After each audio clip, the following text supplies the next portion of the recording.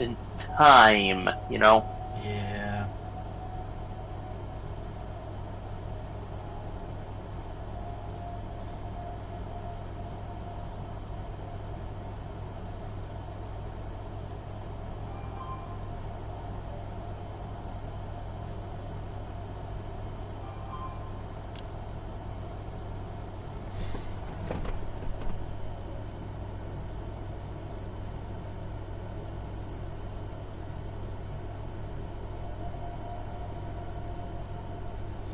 Seems Discord fixed itself, whatever the issue was.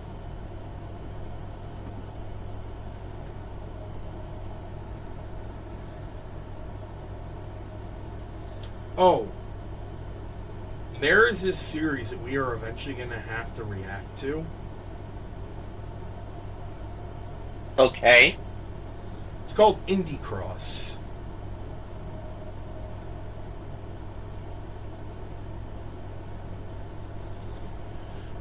Think Subspace Emissary for indie games. Alright. You've got Shovel Knight, Cuphead, Celeste, One Light, I think that game was called, Hollow Knight, Dead Cells, etc. Undertale, etc., etc.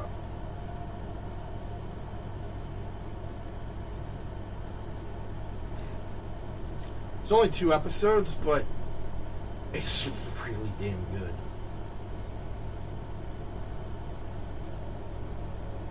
Found this stupid little meme in my feed again.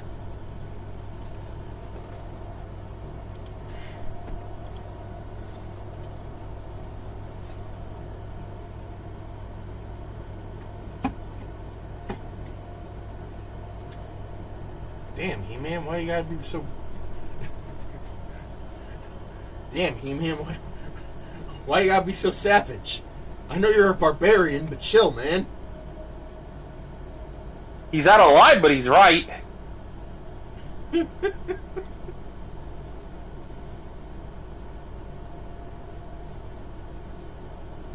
then there's this one of my favorite memes. Mr. Krabs, I know you want to beat the curse game and win the treasure, but could we please stop? Patrick's already lost his soul!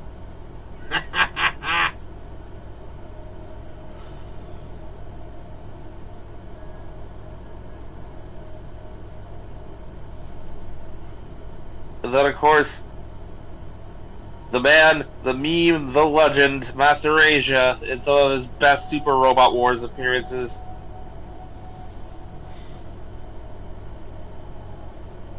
You bunch of simpletons! If you don't come through when it counts, what's the point of your miserable lives? Master Asia, undefeated of the East and motivational speaker extraordinaire.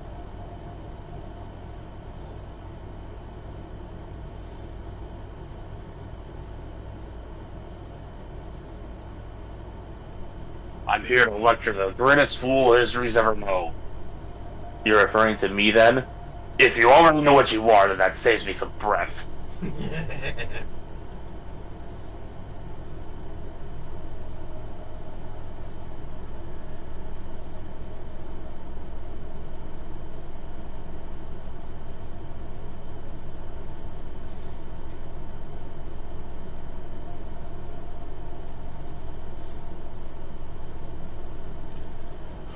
Also, last night, when we were talking about Toku, because of Romeo is a dead man,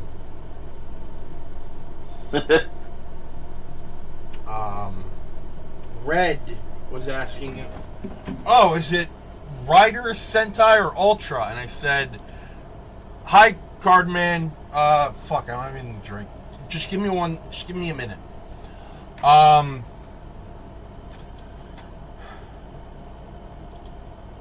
He had, Red had asked, is it Rider, Sentai, or Ultra? And I responded with, it's Metal Hero. And he just goes, I could hear the tilt in his head going, that doesn't answer my question.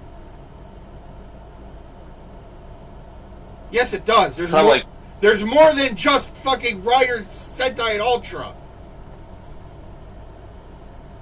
That I have to clarify, Beetleborg said that he got it. And then I brought up the Space Sheriff trilogy.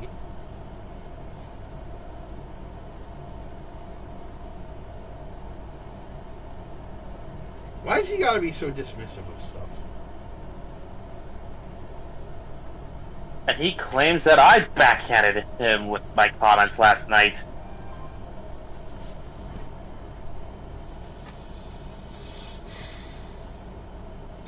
Fucking hell. Alright. I'm gonna go get a soda. I'll be right back.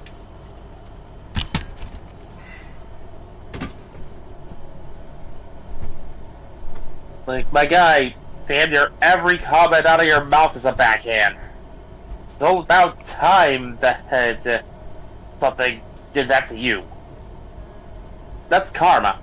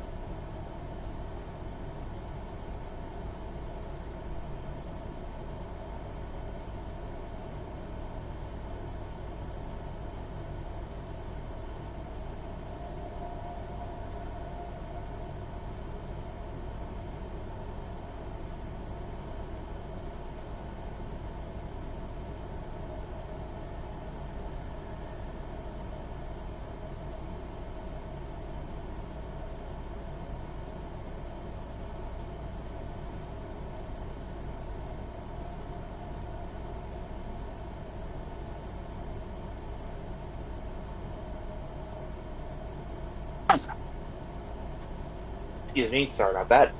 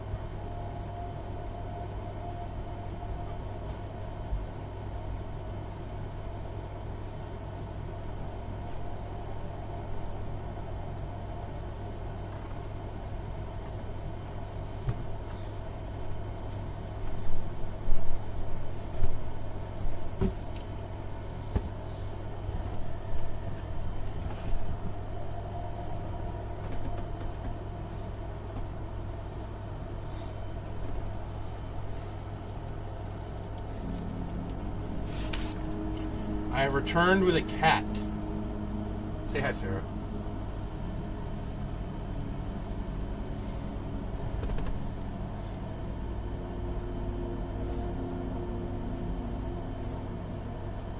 Like that cold air? Oh, you really like that cold air. Okay.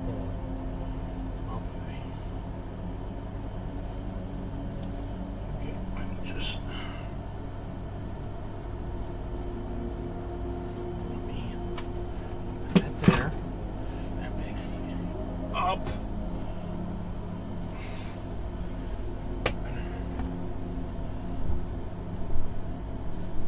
Over here.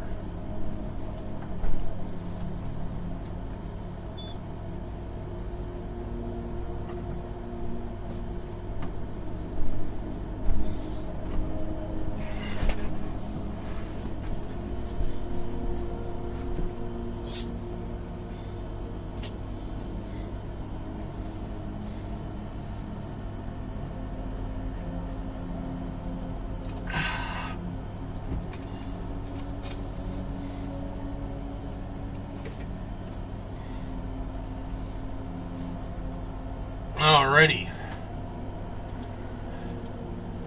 I guess Make-A-Mon is away. I'm still here. Ah! I didn't see the thing go off. The speaker audio when I said I came back with a cat. Because I didn't say anything. Oh. Sarah was sleeping downstairs where the door is open and there's no AC. And I decided, you know what? She looks so peaceful. I'm going to pick her up and take her to my room. She didn't like that. And then I put her in front of the AC and then she started purring.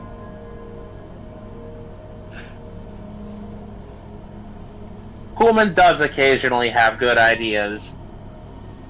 Now she's on my bed, looking away from me like she's sulking.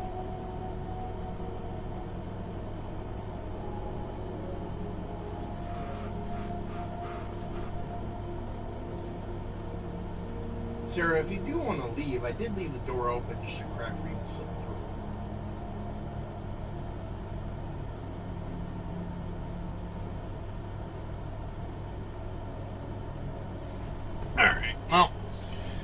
Alright.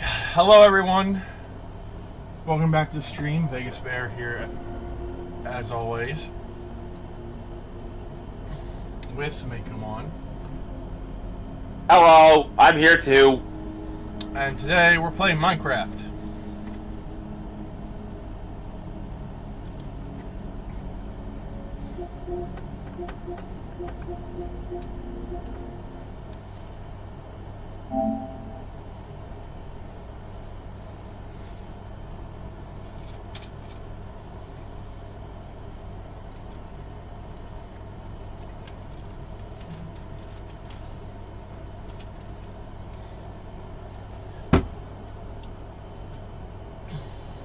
So, Webb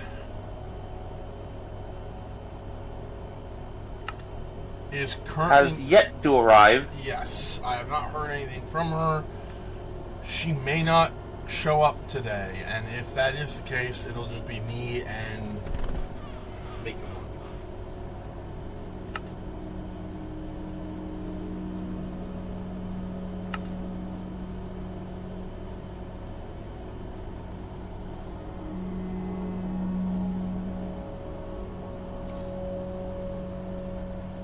Just send you an invite.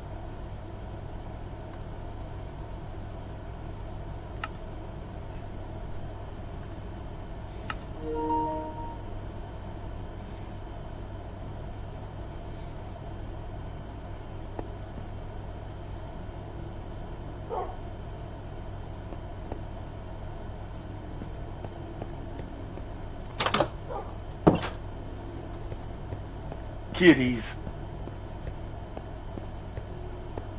Hello, my friend.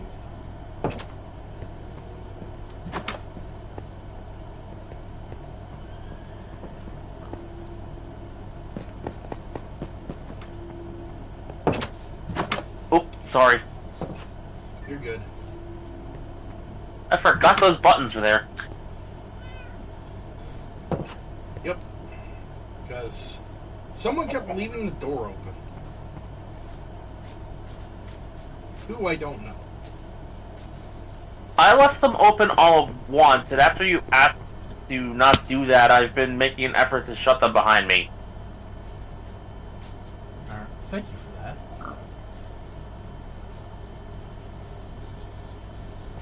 In the meantime, I continue to fish. Okay, I've made a little farm. I just realized.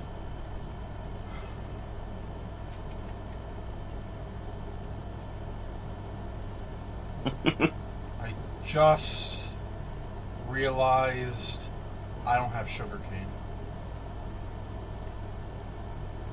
Well, that's not too hard to come around. You want me to go find some? Nah. You keep fishing. I'm gonna go on a journey. Luckily, we're in peaceful, so no mobs. Or no monsters, at least.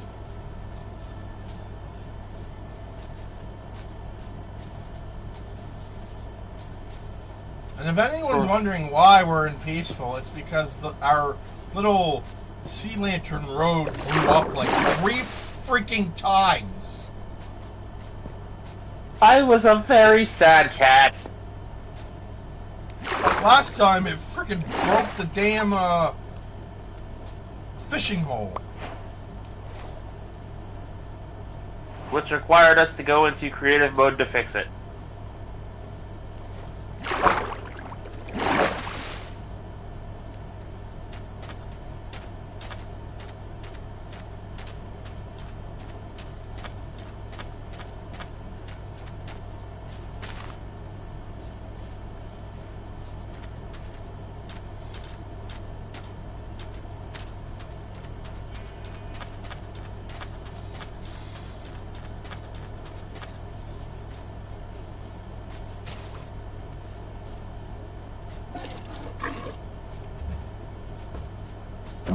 No.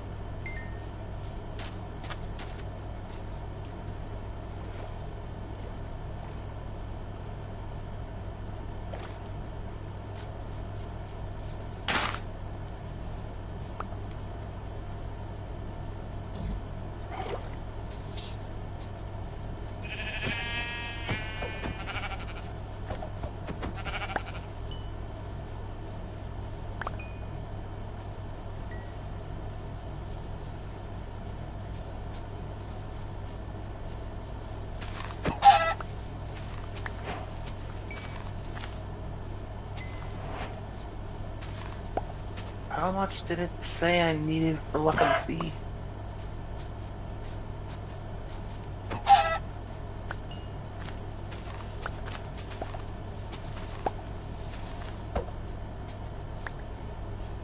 We were 3 enchantment levels.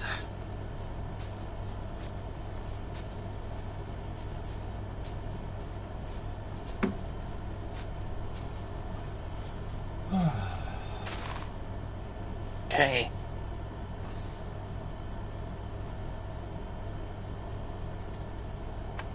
I should go grab the lapis out of my room and start enchanting this fishing rod here.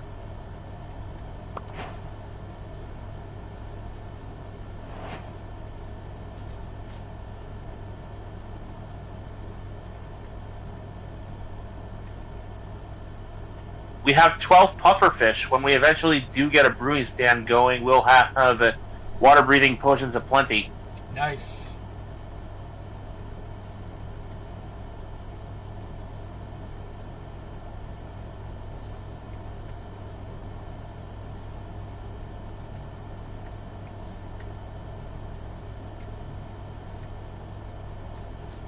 What I find mildly problematic is with no hostile mobs, there will not be blazes to get blaze rods or blaze powder from. We can fix that. We can change to we can change that later.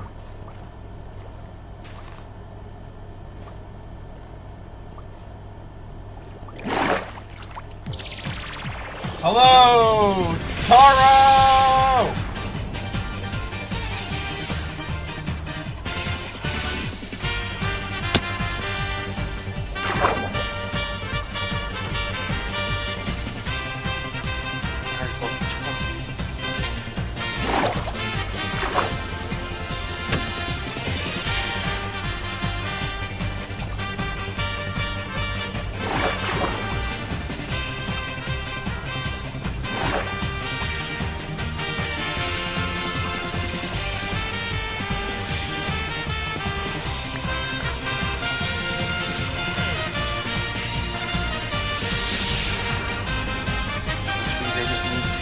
Level up 2 more times, which shouldn't be that hard.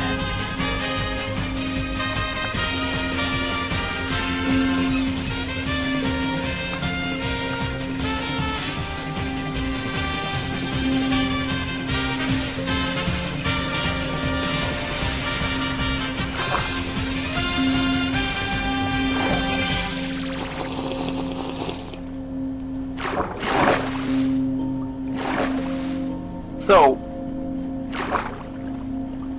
here's a fun little story. A few years into my school career there, closer to graduation, I did end up having to go to summer school because my grades were slipping. And one of those particular years, we ended up having a little field trip to the library, so to speak. The school they were holding summer school at was the middle school that was in walking distance of where I lived at the time. And the library in town was also within walking distance. It was actually kind of nice. If only the town was better.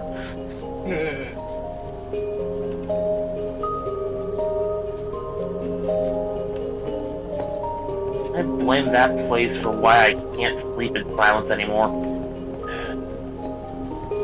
Anyways, it was through that library that I got introduced to certain comics I would never have read otherwise. I've gone on and on about Marvel Zombies, so there's no need to dig up that corpse again. But,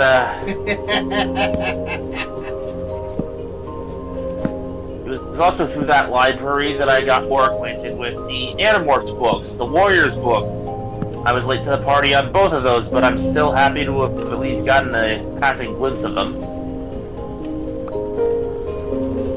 It was also there that I got introduced to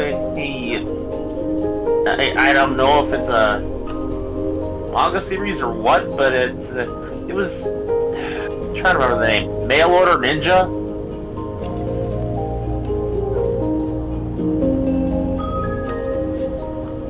A kid who literally wins a mail order ninja in a comic book ad.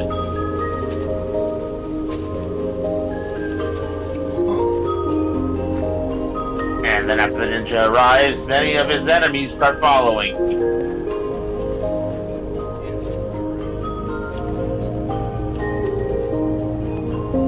One thing I remember with the utmost clarity was the opening sequence of the first book, where they had the ninja and his multiple enemies recreate Optimus Prime storming Autobot City in the Transformers movie.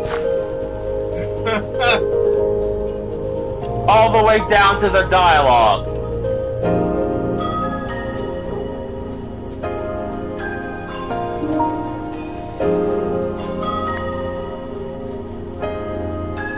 It warms my heart to see more and more things that movie has been referenced in.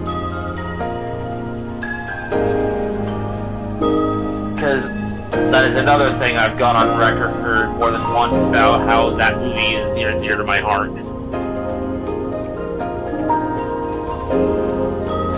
As much of an energon bath as it was.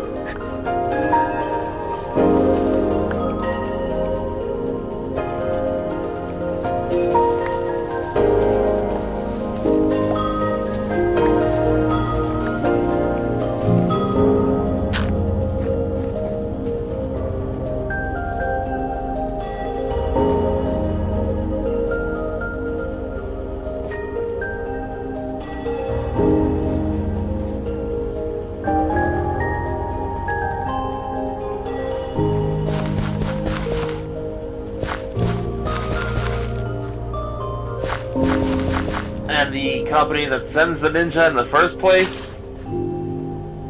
I'm forgetting the name, but the gist was that they used to manufacture weapons until the owner got so disheartened that they switched to making toys instead. But the toys are basically miniature functioning weapons anyway.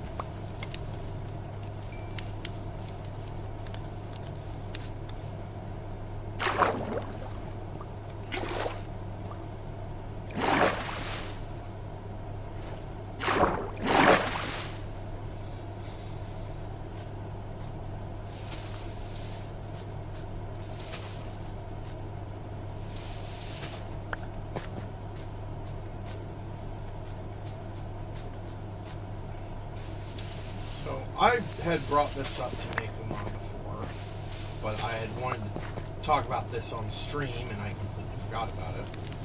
I had found a comic series that I thought was interesting, called Beneath the Trees Where No One Sees.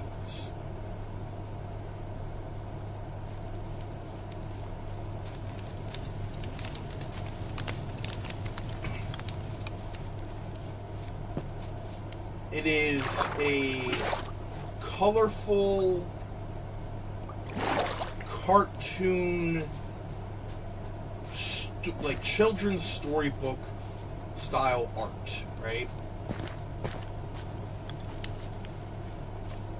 And it's about the lives of people in this small little town that I may have called Hollowbrook before, but it may actually be Woodbrook. I don't remember. Either, I'm just going to call it... Actually, I have my phone right here. Just look it up.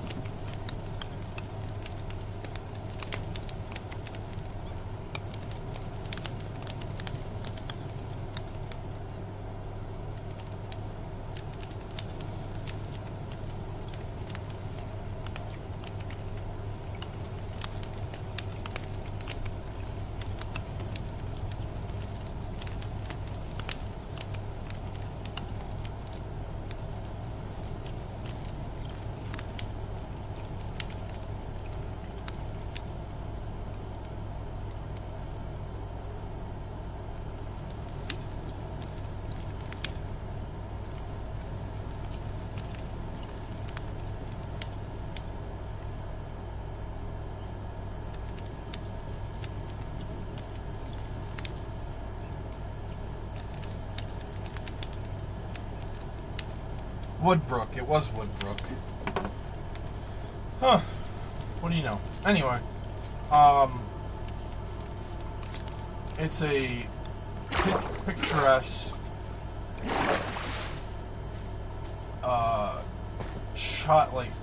child storybook kind of world. Think Berenstain Bears.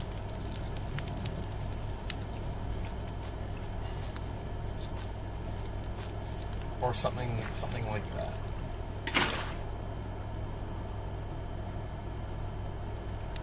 I would suggest Clifford the Big Red Dog, but the inhabitants are not anthropomorphic animals, so... Eh.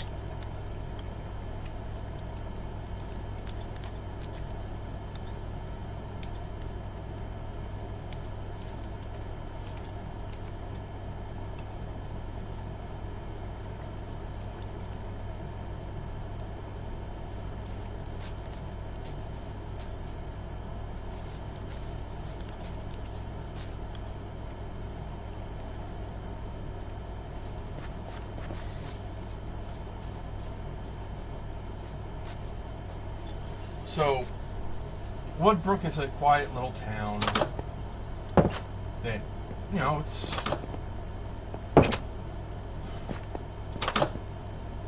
what was the term?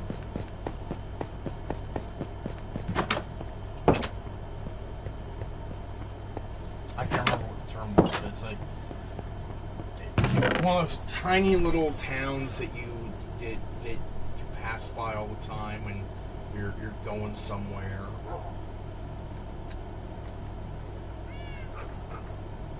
Places that you don't usually think about much. It's a small place, they call it home, and that's enough for them. The main character of this story is a bear named Sam. She owns a hardware store. And every couple of months, she goes out of town for an appointment.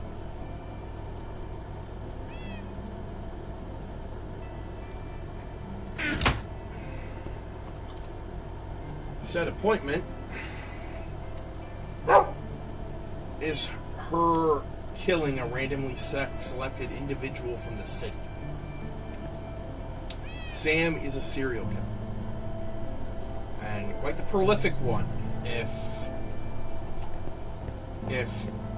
things are to be believed. She will kidnap the person, kill them. I'm not going to go into too many details here. And she will then chop them up and put the parts into paint cans that she'll then bake out in the middle of the woods where no one still wants her. And that's how she's lived her life for over 20 years.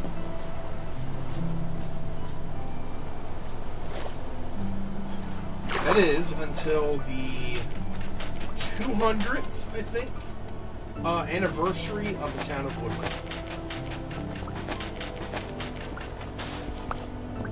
During the parade,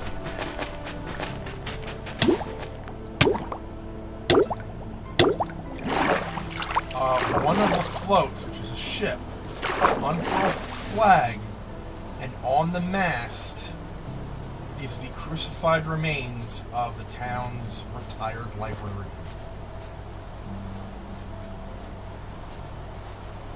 And Sam didn't do it.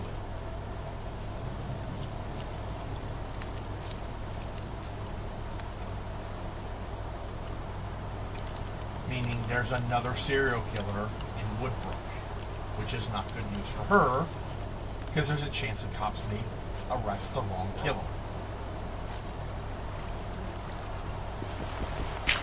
I mean, it's bad news for her, but honestly, it's good news for everyone else. Well, no, not exactly, because if they arrest the wrong killer, the right killer could do something drastic. The right killer could do something drastic.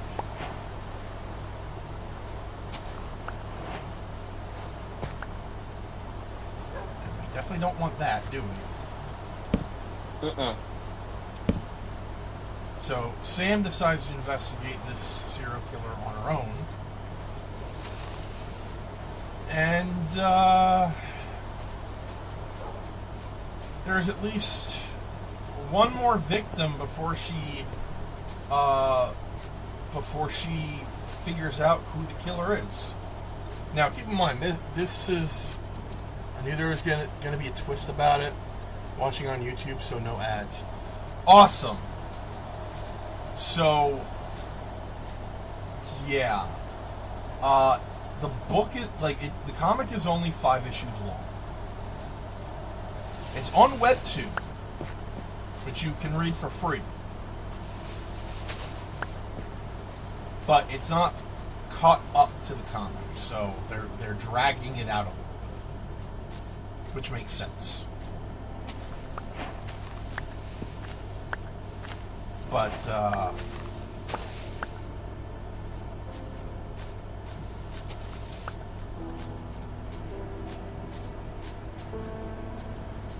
it turns out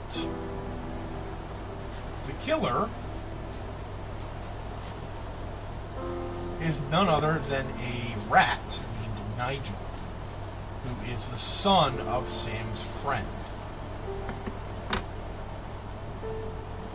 Let me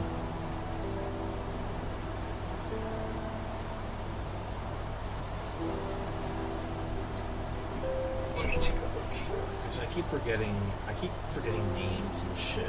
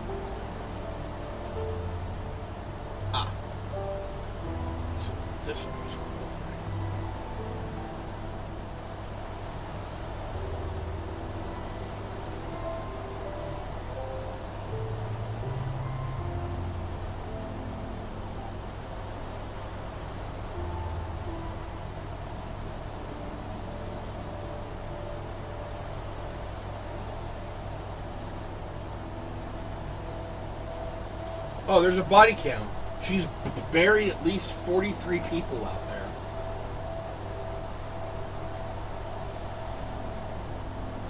Lola was the friend's name. Lola.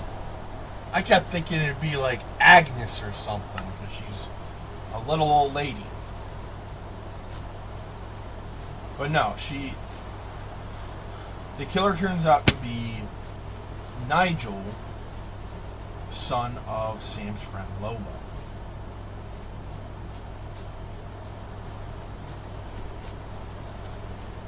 Turns out,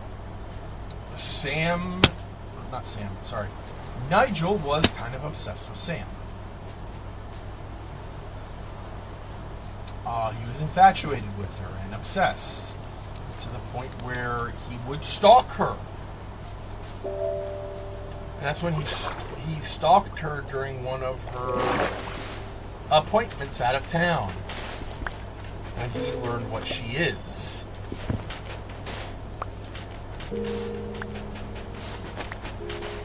Now, Nigel has always felt that he was different from other people as well. He just could not fit with anyone.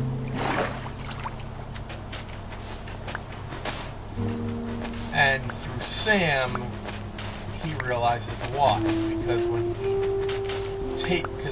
as he describes it, when he killed for the first time, everything just fell into place.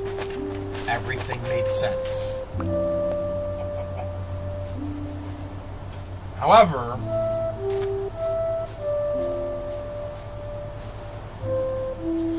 he broke a rule that Sam follows almost religiously. Don't do your work in Woodbrook. Keep it somewhere where no one where Woodbrook is a small town. If someone goes missing, people will talk. It'll shake the town to its foundation. Especially if said missing person is found fucking dead.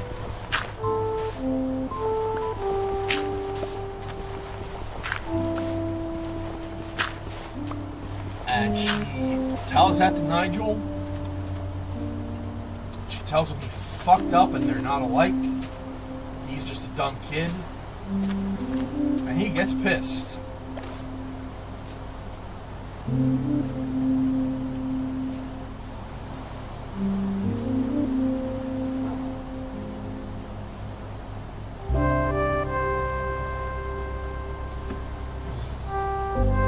He ends up framing her for the murder of Charlie, a mole that is actually Sam's employee. He also digs up all the paint cans with the body parts and leaves them in the hardware store for the police to find.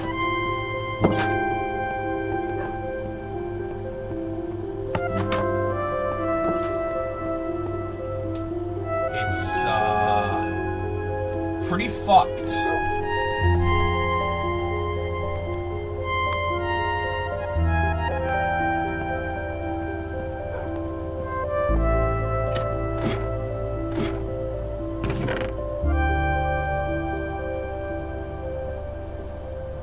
I just realized we have potions of water breathing down here.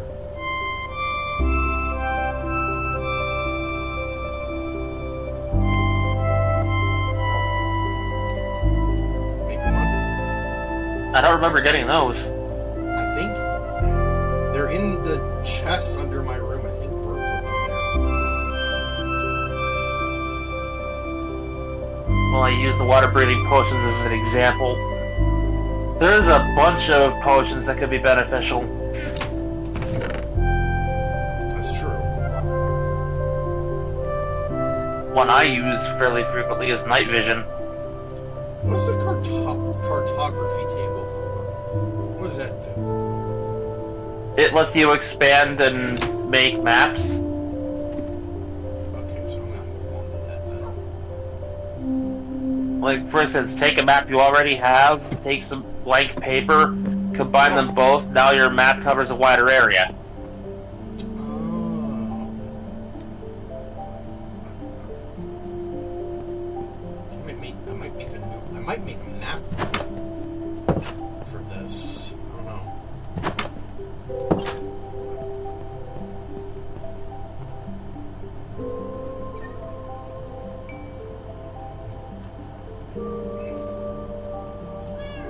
But yeah, if you like murder mysteries, go read Beneath the Trees Where No One Sees.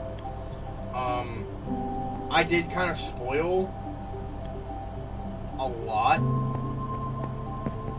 but the reveal that Sam's a serial killer is in the very first issue and the very first episode on Webtoon.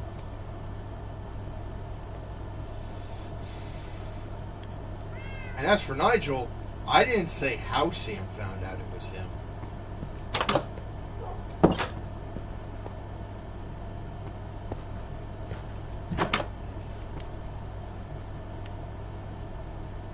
Hey Taro, why was there a bat in your and Webb's room?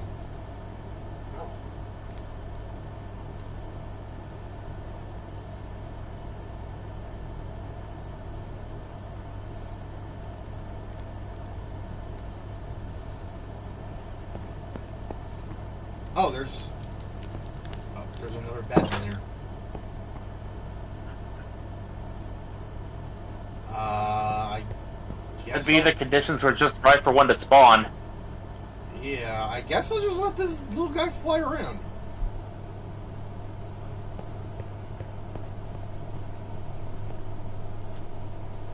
I hereby name these two Bruce and Adam.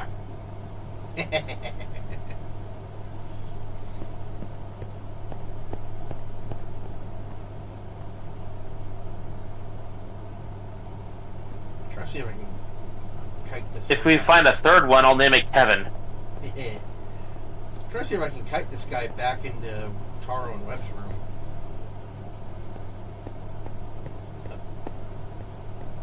Come on. Come on.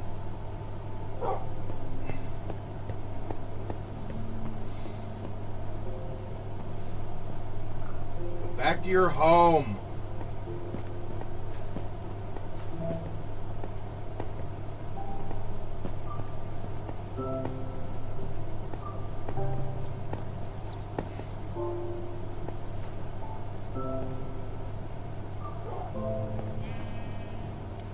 Oh, well, he's hung upside down, so I guess he's fine where he is.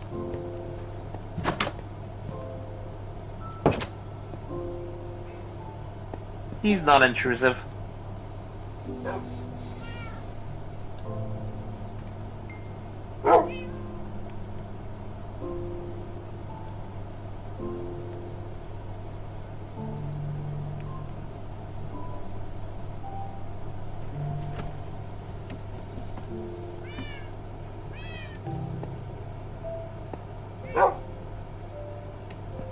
So, what are some of your favorite / earliest school field trips, if you can remember?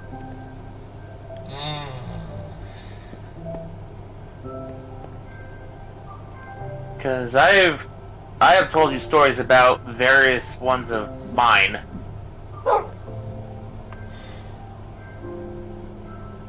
can't really remember any of mine.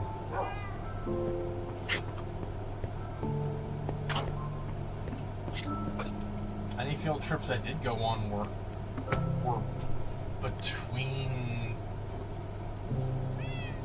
between public schools. Because I was part of like a homeschool thing that my Taekwondo teacher ran.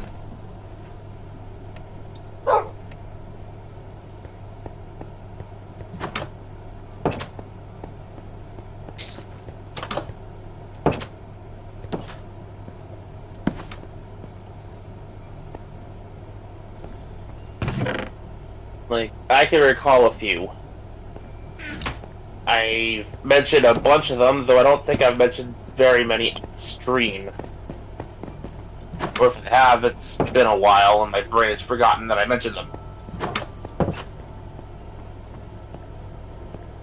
So, it was like roughly kindergarten, first grade-ish. We went to a local amusement park in this kind of smaller place based on various, like, nursery rhymes and bedtime stories and whatnot. Okay. It had recently been raining. There were puddles everywhere. And I made the foolish decision to get on the Ferris wheel. Oh no. Not only was it uncomfortable, I got stuck at the top for what felt like hours. No wonder you have that fear of falling. Mm-hmm. Like, keep in mind, I would have been about 5 or 6, maybe 7 at the oldest at the time. Depending on if this was, like, kindergarten or first grade. I think it was kindergarten.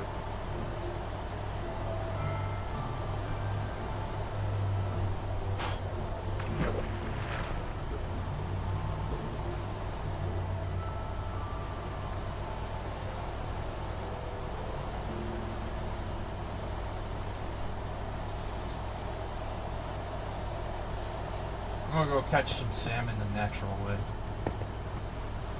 way. All of the best luck.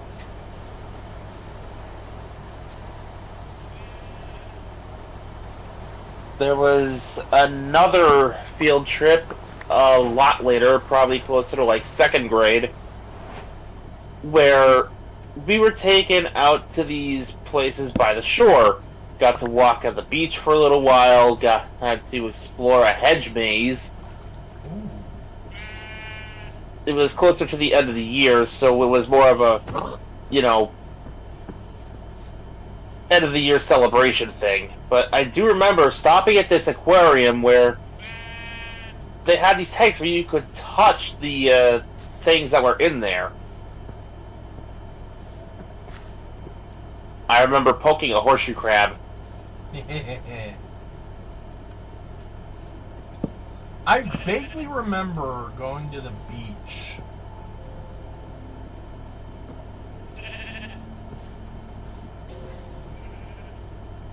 And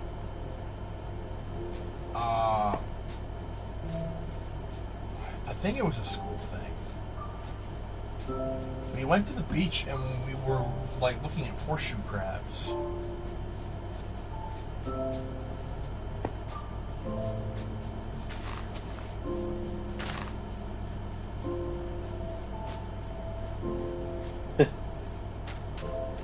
Fun fact, though it's probably a commonly known one by now, horseshoe crabs are less crab and more spider. I did not know that. Kinda wish I never knew that. I mean in the sense that they have 8 legs and they don't really have pincers. Oh. They're a very docile species. If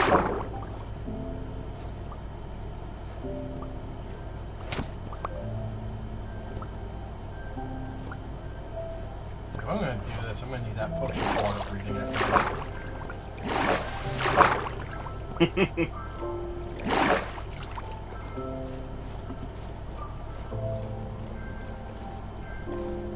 Yeah, that was a lesson I learned at that aquarium, including how to safely and comfortably hold a horseshoe crab, that are just random ass facts that have stuck in my brain for my entire life. Like, I keep forgetting, like, horseshoe crabs are such a normal thing here that I keep forgetting. Some people don't even know, like, they exist.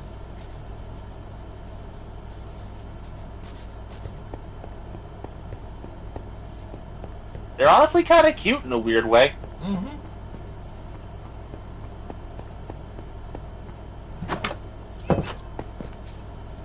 Like, a tourist sees one, it's like, oh my god, what the fuck is that? And every local's response is, it's a horseshoe crab. A what? A horseshoe crab. Oh, right! You're a tourist. Sorry about that. Yeah. I'm also not kidding, like, after we were, like, after that aquarium trip, we actually got these little booklets that would explain the horseshoe crabs in more detail, and it is from that book and the demonstration we had at that aquarium that I learned how to properly hold one. It's a lot simpler than you think. Two hands, either side, edges of the shell, and just be gentle. It's not that hard.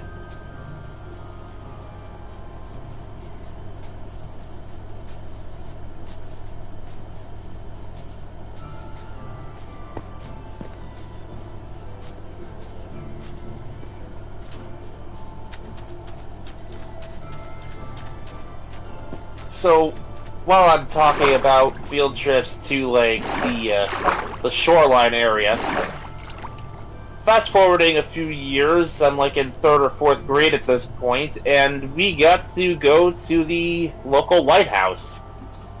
Oh, lucky.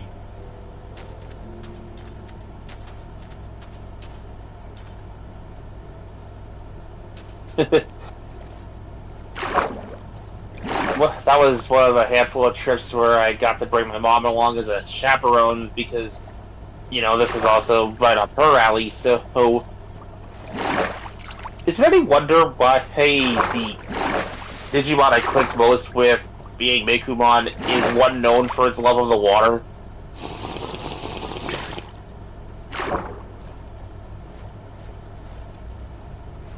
You know what?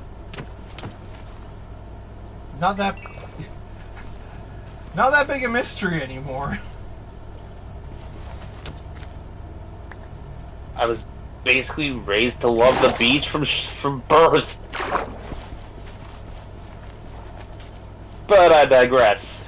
I do have a photo of that very same field trip to the lighthouse. Kind of surreal seeing myself at that age in that photo. Dude, I recently saw a picture of my dad as a kid, and I had to do a double take because it looked like me as a kid.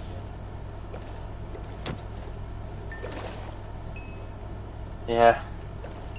And then my mom says, "Oh, everyone said you looked more like me than your father." And I'm like, "Are we looking at the same picture?"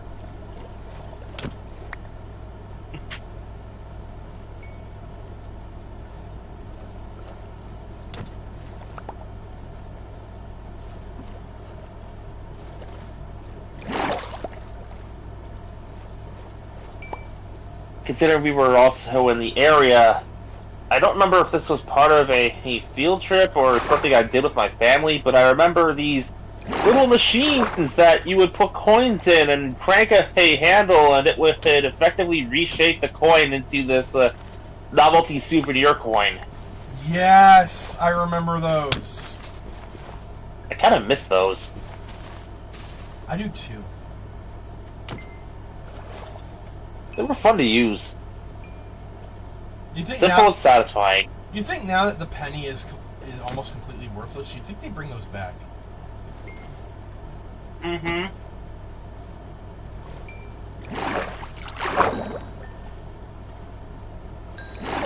Like, bring those back, turn old pennies into arcade tokens or something. Oh, yeah.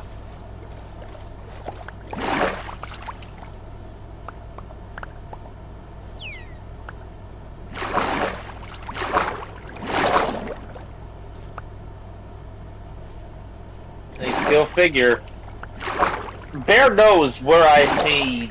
Like, even though he's never actually been to my place, he knows what state I live in. So, like, given the location that he knows I've lived in, kind of funny when you think about. Like, it makes sense how much of where I've been field trip wise, especially in the early years, has been related to the shore.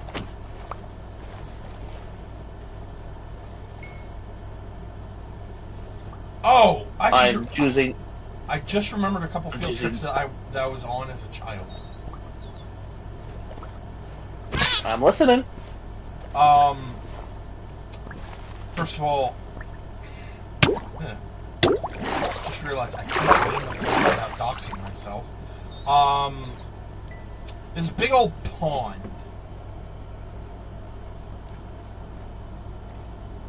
Megamon may know the place.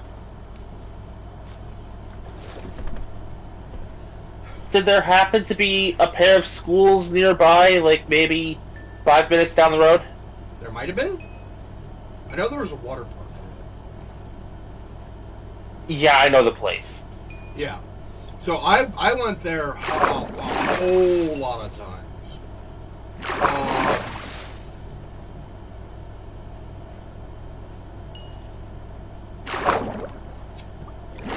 And let's see. There was this marsh that we would go to. I can't really remember the place, but I can definitely remember the smell. Yeah, marshes have a distinct smell. I once heard my mom complaining that she'd rather take the smell of marshes than the frequent smell of chicken manure you'd get in certain other places we've lived.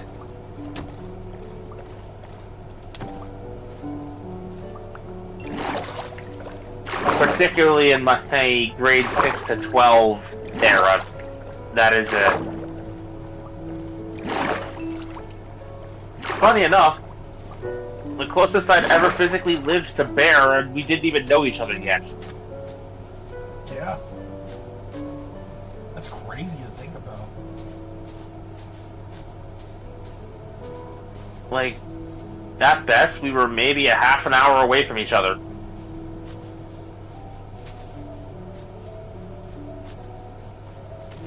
I'm gonna be real. I'm kind of glad you didn't know me as a kid. Or preteen. Because I was... Honestly, same. If you saw the way I acted in my early life compared to the way I am now, you'd barely recognize me. I'm not gonna sugarcoat it. I was a creep. I was weird. I made people uncomfortable. I was impulsive, self-destructive, and I'm not surprised why I had few, if any, friends.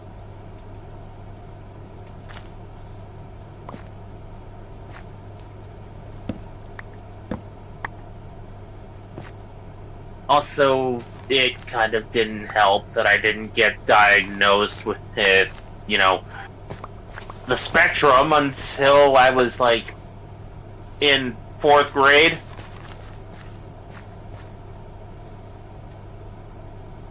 Third grade, 4th grade, somewhere around there.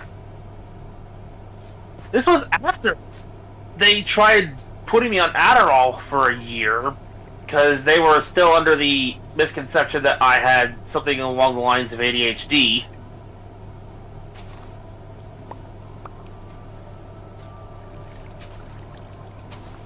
But that's a less pleasant story that I'm choosing not to get into. We were talking about more fun things, field trips.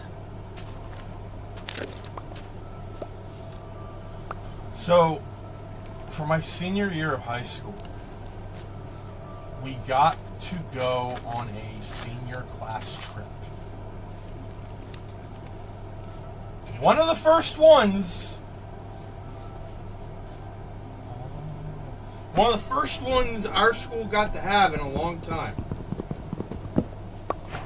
Because my school wasn't great.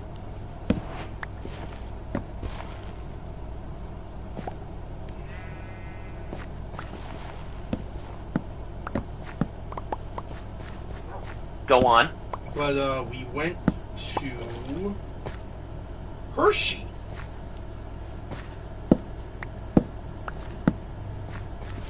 We went to Hershey Park.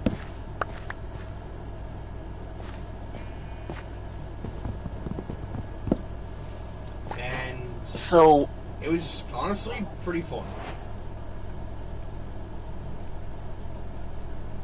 I take it, given the name of the park, there was an abundance of Hershey products. Oh yeah, it's like it's it's owned and operated by the Hershey Company. I'll be honest, I actually did kind of want to see it for myself for a long time and kind of forgot about it.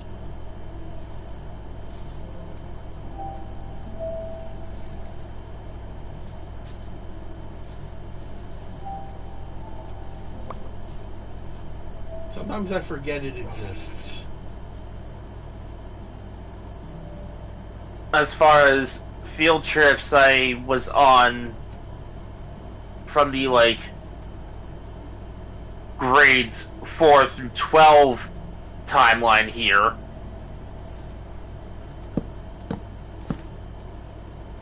I remember this one time in, like, roughly 4th, 5th grade,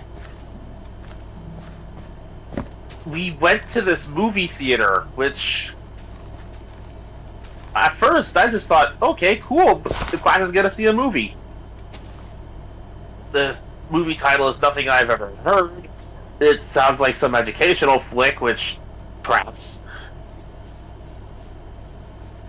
But I was pretty interested to see where this was going.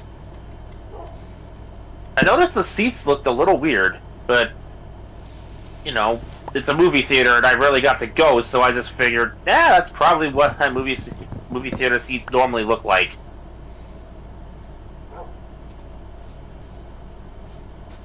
And then the movie actually started, and the seats started moving.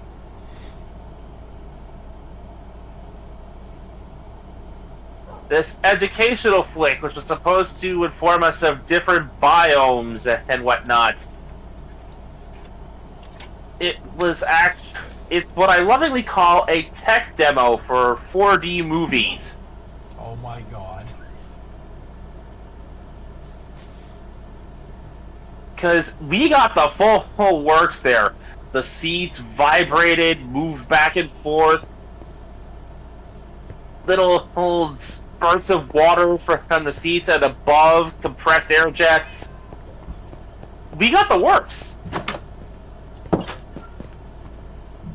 The movie itself was not nearly as attention-grabbing as what the seats were doing for me, because, you know, on the spectrum, I'm more focused on the weird sensations that are throwing me for a loop. Fair.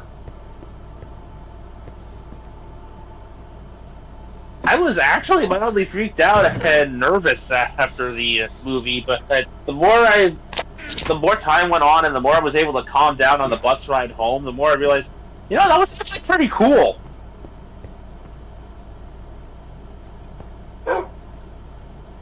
It's a case of the more time passes, the fonder I get of the memory. Even if, at the time, I was damn near overstimulated and panicking.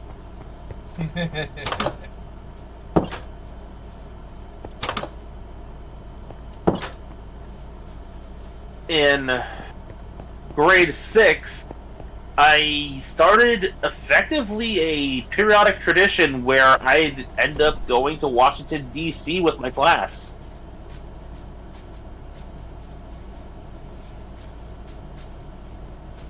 And honestly, the first trip to D.C. was by far the best one. It felt like we saw less and less of D.C. every time we went back. We spent more time just getting there and back than actually exploring the city.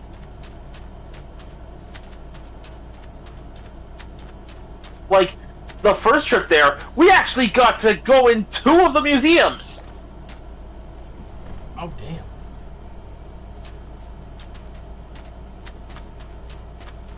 I came home with souvenirs aplenty.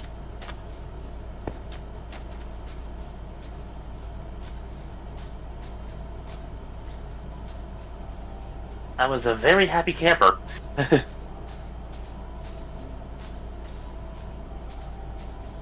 But again, with each successive trip, we spent less and less time there, and I'm beginning to wonder if it's supposed to be the journey that we're paying attention to, not the actual destination. One time, we actually took bullet trains there. Ooh. And honestly, the bullet train was the most interesting part of that trip.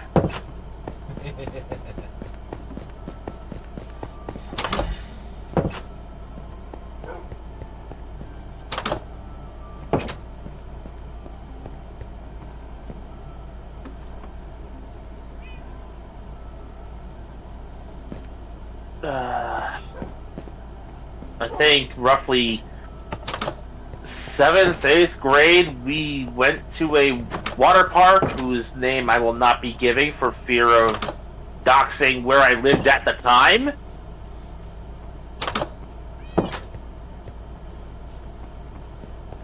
It was a pretty big place. I had my first experience with water slides there.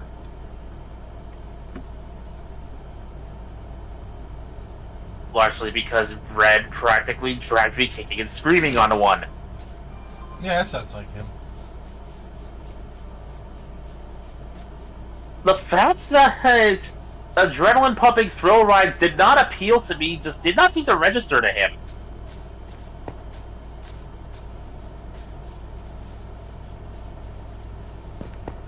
I was more interested in, you know, wave pools where they simulate ocean waves that you can kind of body surf around on. Or the arcades that happen to be there. Oh, yes. Love me an arcade. I never got to set foot in there. because I ended up following Red around all day, I never even got to find it. Oh.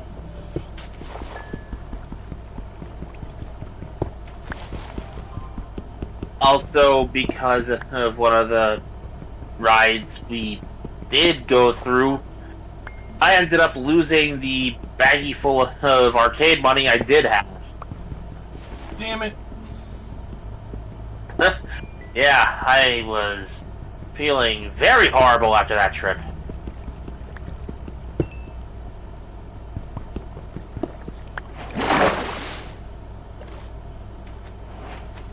I think if I had to pick a favorite trip that I went on from the grade 6 through grade 12 time span there,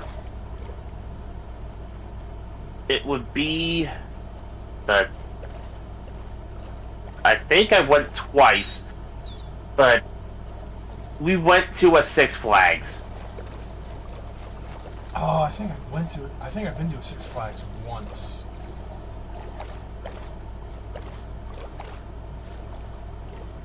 Because I remember going on 2 separate occasions.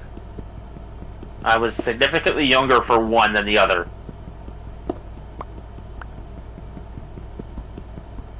I think the one we went to had one of those, like, drive-through zoos. Yeah, I think we went to the same one, just at different times.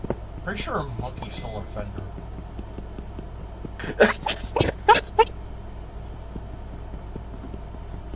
I'm pretty sure that happened.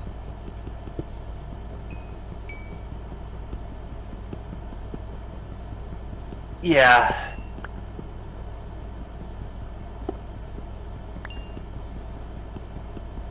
In my case, both trips I went to 2 separate Six Flags based on what was more feasible for the location at the time. And the first trip I remember actually returning with like towels we picked up from there. Kind of like beach towels or something. They had Looney Tunes characters on them. Oh, nice.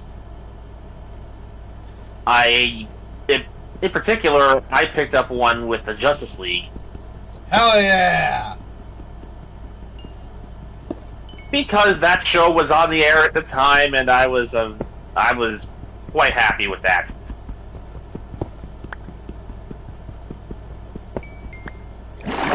The second time around, the second time I went to a Six Flags was my senior year trip. End of the year. And this one in particular informs me that I am not a fan of roller coasters. Oh boy. I got coaxed onto the smallest and slowest possible roller coaster they had. Because a teacher basically told me to my face that I was not allowed to go to the amusement park and not get on at least one ride. I couldn't just walk around. I had to actually ride something.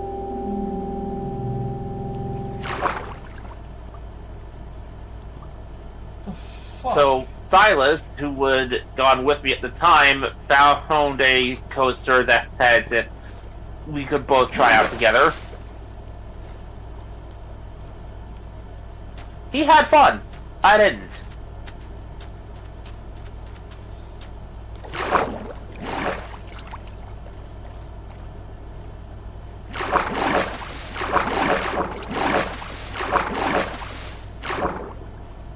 Being on that coaster invoked the fear response, and I was basically in survival mode for her the next hour. I'm not a big fan of roller coasters, especially the ones with the loop-de-loops.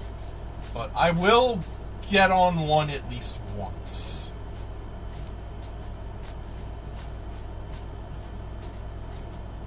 There's this one at the, I want to say it's at the State Fair.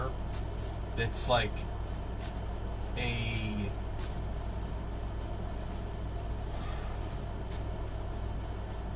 it's not your typical roller coaster because it's more like just a track. I think they called it Mousetrap, based off, you know, the board game Mousetrap.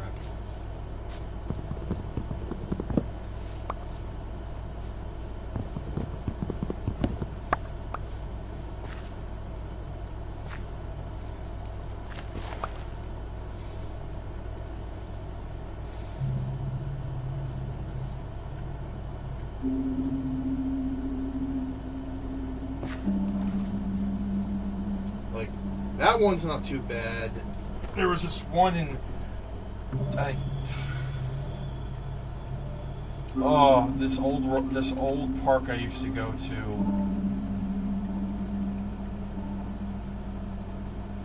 that had a roller coaster for little kids style coaster.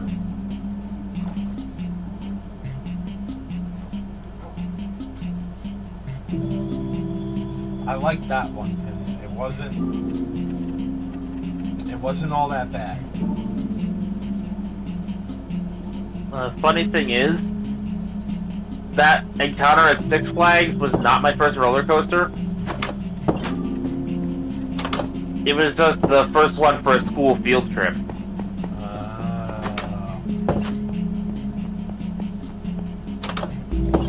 So I suppose the correct term would have been rediscovering my hatred of roller coasters.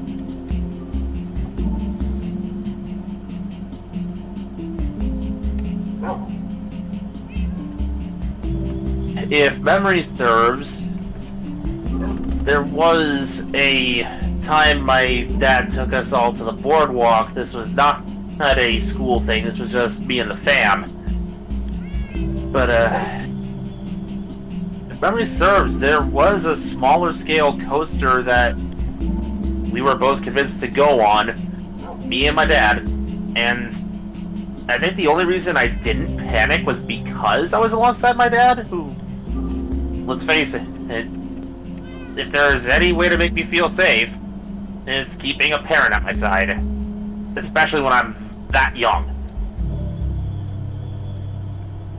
Because, like, I'm still, like, between grades 1 and 6 at the time. So, still a little kid.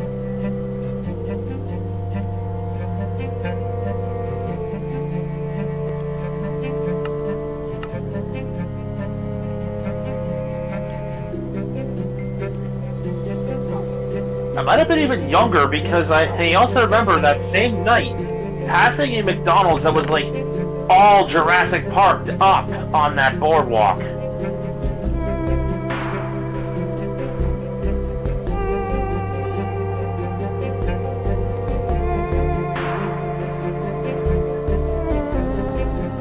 Like, I mean, it was like they decorated the place to look like it was covered in foliage. There was dinosaur growls and everything playing over the speakers for like radio music and whatnot.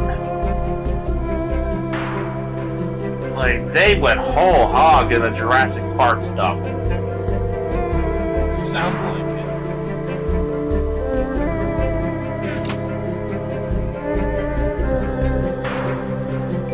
We never stopped there, but a part of me always wondered, you know, that would have been neat if we'd ever managed.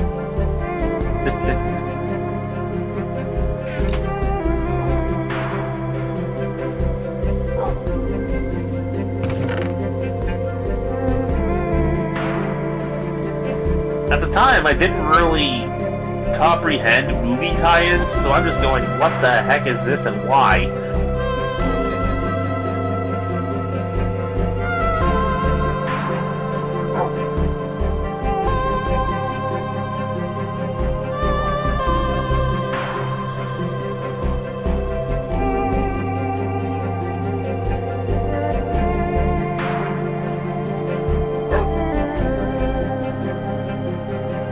Yeah, I'm mildly ashamed to admit it took me quite a while to learn how to differentiate TV from reality.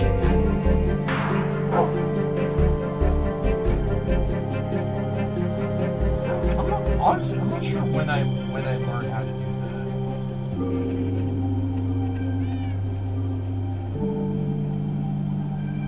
It had to have been early on because I knew Sonic the Hedgehog wasn't real.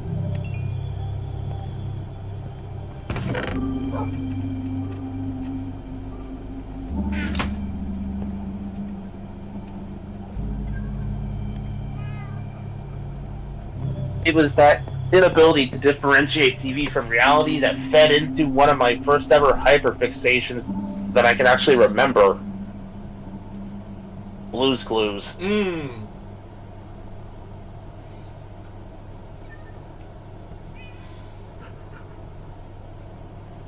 I went through so many of those freaking notebooks.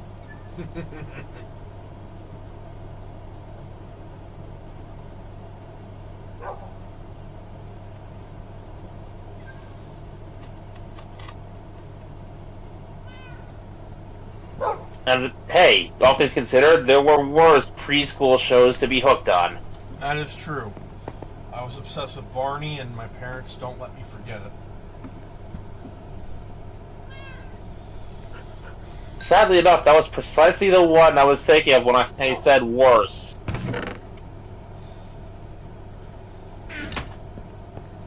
Okay. Some kids gravitated towards Barney after in between my Blue's Clues fits, I gravitated towards that Bear in the Big Blue House. Same. But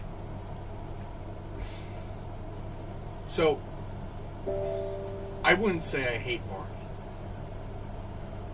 But if someone came up to me in a Barney costume and started singing songs, I would grab a baseball bat from the ether and go for their knees.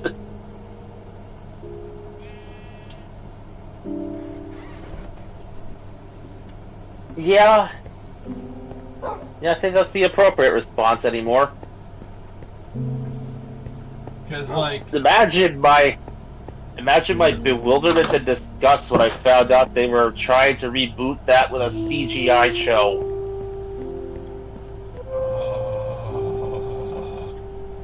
A fairly recent one. I saw advertisements gearing Cartoon Network up for it while flipping channels a few months back.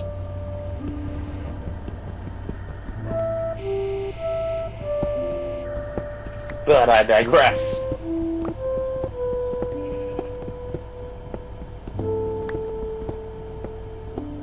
You were saying?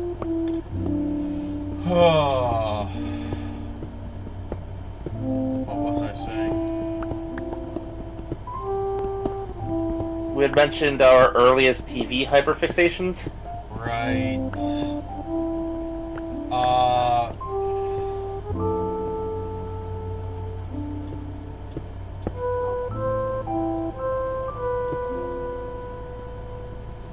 So, there's Blue's Clues, Bear in the Big Blue House, Barney. PB&J Otter was another one I watched a lot. Yeah. Roly Poly Oly. Which, considering what it was for its time, the animation largely holds up. Though some of the character designs did not. Seriously, Grandpa looks like he's been out of his mind for quite some time.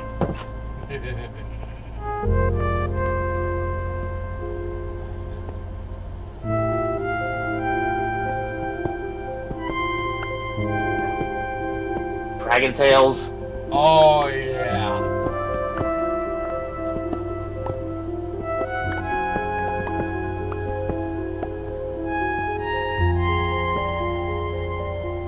Clifford the Big Red Dog was one that I watched fairly frequently growing up. Same. Like, even after I technically quote-unquote outgrew the show, I'd leave it on because it was just a feel-good show.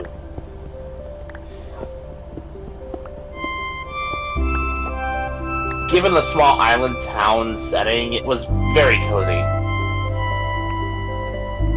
Maybe that's why I like that setting so much. Because of Clifford. And then,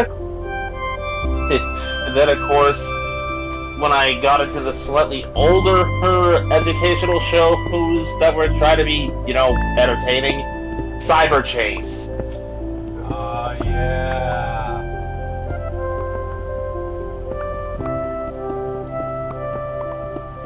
I hated math, but I'd sit down for Cyber Chase. Oh, I hated math too. The only reason I was able to graduate high school was because of Common Core math.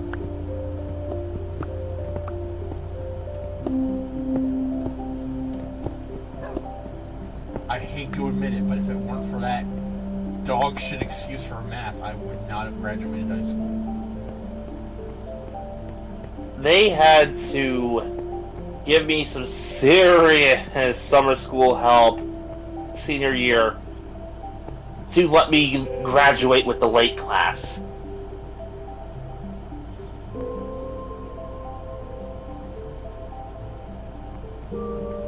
And considering my situation at the time, it was beyond, like, they went above and beyond to just let me do my courses via, like, the school's websites and such, and just send them my results.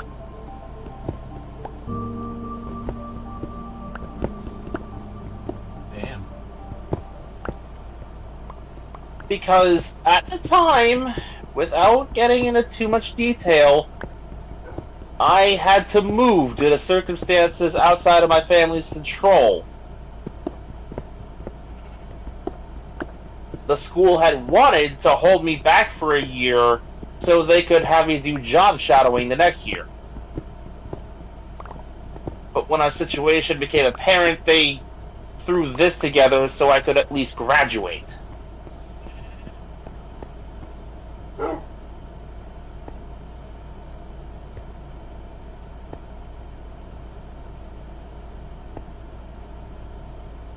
This day, I'm still thankful. The fact that I didn't have to get held back for job shadowing the next year is both a blessing and a curse. On the one hand, the job shadowing might have given me some minor experience so I could actually, be hired somewhere. On the upside, I hated that school, and I had multiple daydreams that thankfully I never acted upon of burning the place down. I had daydreams where... Okay. I had daydreams where Kamen Rider monsters would invade the school. Particularly the mirror monsters from Ryuki. So that they would just grab people, pull them into the mirror world, and no one would know.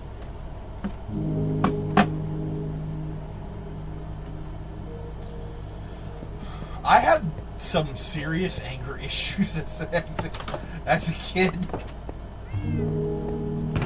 Yeah. Can't say I was much better. I had a blazing hatred for most of the people I interacted with.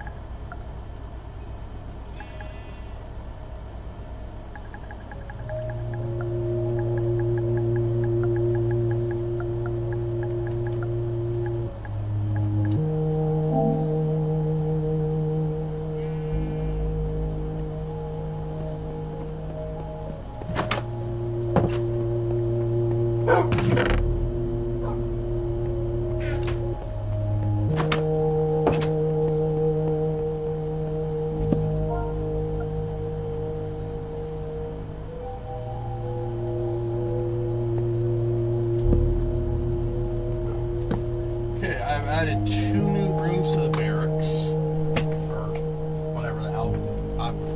What's the sign up front? Hold on.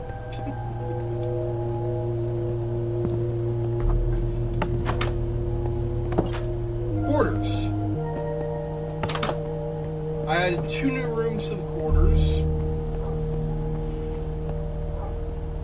One is for Deva, and the other is left blank for now.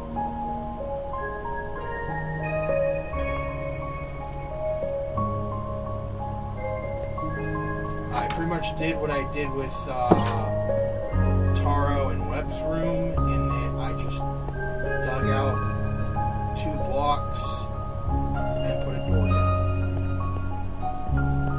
Fair enough.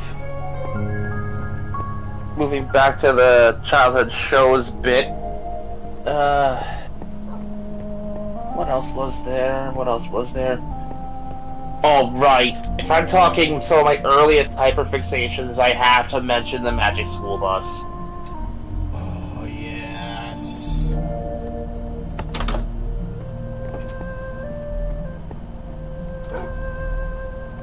It's kind of ridiculous, but for a while, I refused to read any other books but theirs.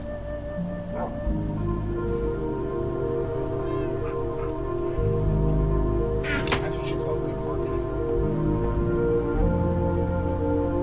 What's funny is that, technically speaking,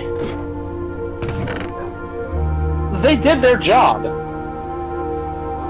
My folks tell me that when I was in kindergarten, my teachers had commented that I had a higher general awareness of science and other such facts than most of my class.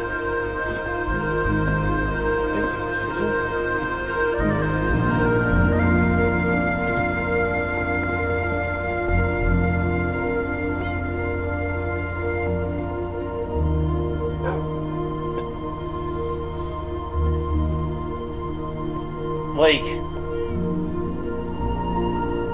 I had a better grasp on certain aspects of biology.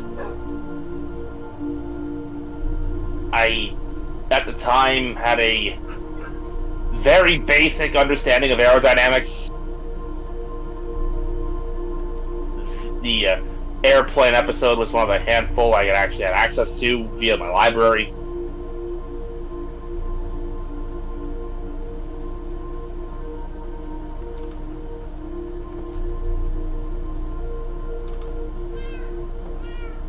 Even if some of its episodes are out of date, that show still has a lot of staying power. So much so that its reboot, for all of its efforts, just couldn't quite match up. Which sucks, because even the reboot has some decent lessons. They tried. They did. It's just they committed the cardinal sin of switching the teacher out.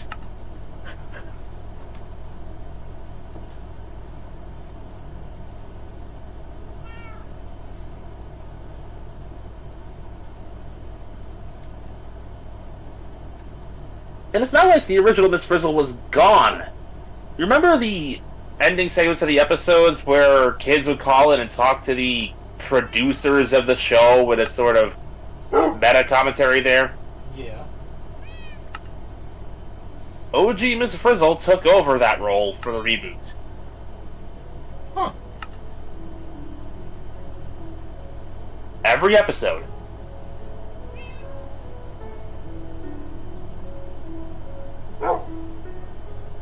So it's not like she's gone. I think a lot of what did that show in was growing pains. Yeah.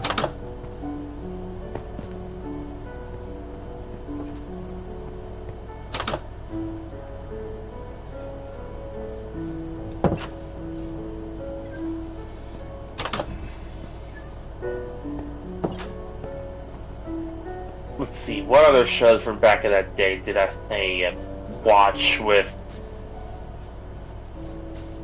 a bit too much consistency now that I think about it? There was Cat Dog. Loved Cat Dog. When I look back at their show, I'm going, I remember loving it as a kid, but when you look at it with adult eyes, you suddenly begin to realize just how mean of a world that they live in is. Yeah.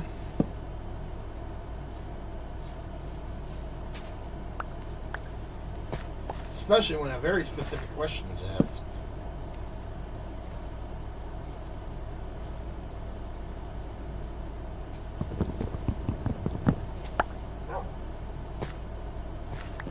And I think you know the question I'm talking about. I missed the context for that. I kind of half zoned out. Well, you said, like, when you look back at the show with adult eyes, you realize just how mean of a world Cat Dog is. Yeah, it is a pretty mean one. Especially when a certain question is brought up. Oh, right. How does Cat Dog poop? Like, Fairly Odd Parents made a joke about that years after Cat Dog was off the air. How do we go to the bathroom?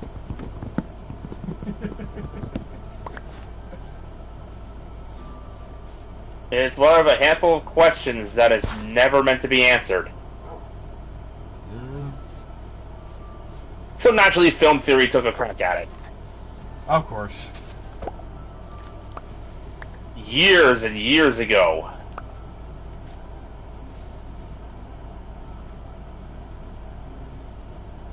The other shows from around the time.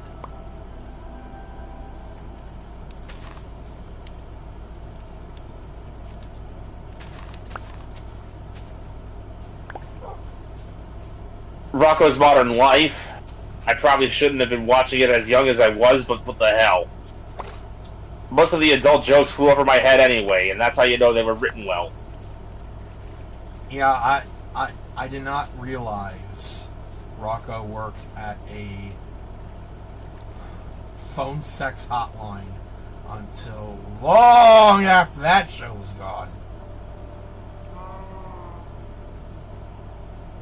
Or the episode where Mrs. Bighead kept trying to seduce him. I blocked that out of my mind.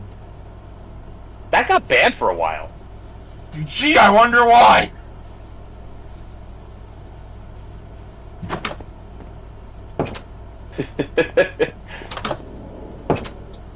How did that pig get in here?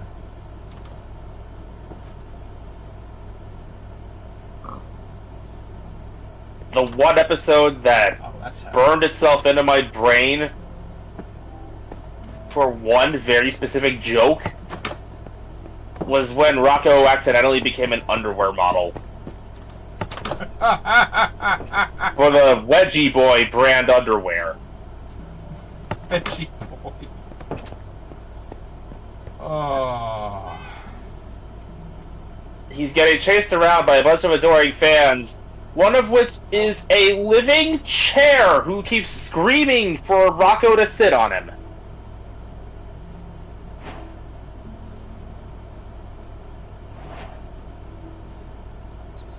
Well, that's... No comment. Nice, No comment. I guess. I'm more concerned with how the living chair exists in that world anyway, but probably best to just leave it be.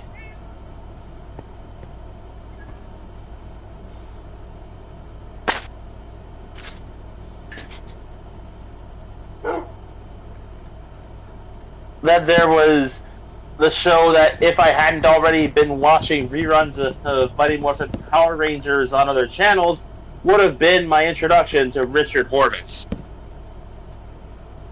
The Angry Beaver.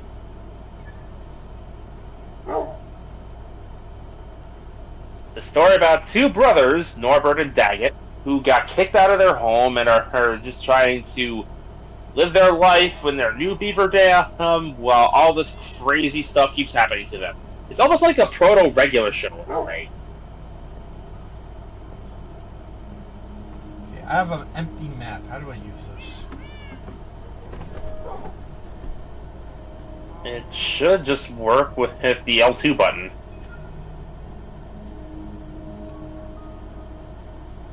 I'll admit it's been a while since I've used one of these things, so I'm not quite sure how, it works anymore. It's weird. If I put it over Luna or Mimi or you, it says create map. And nothing happens when I press it. Weird. Okay. I opened it. It works.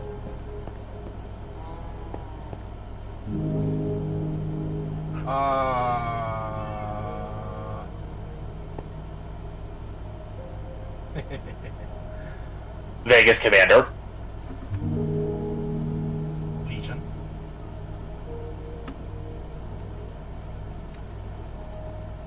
Alright, now that I've got that joke out of my system. Wrong one. So, don't maps usually show your position on them? They're supposed to. Oh, this one's not. Might be zoomed out a bit too much.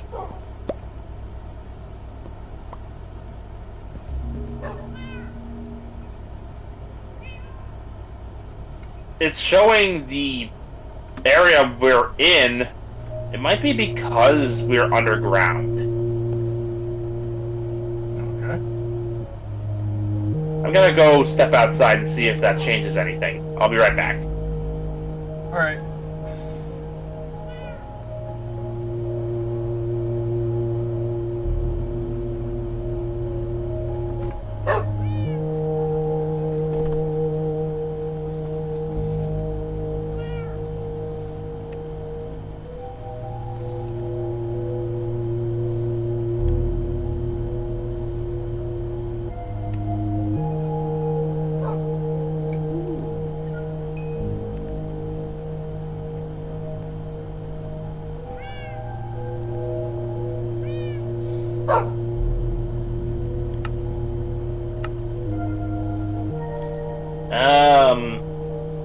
I'm still not seeing it. Okay. Maps are... That's alright, though. That's alright, though. Even if we can't see our positions on the map, it's still a map portrait of the area around the camp.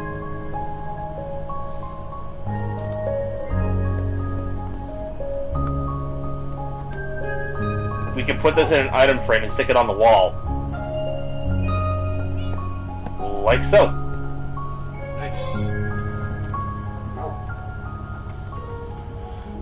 Once it's on the wall, you are definitely not seeing your position on it. Also, I have a baked potato. Ooh.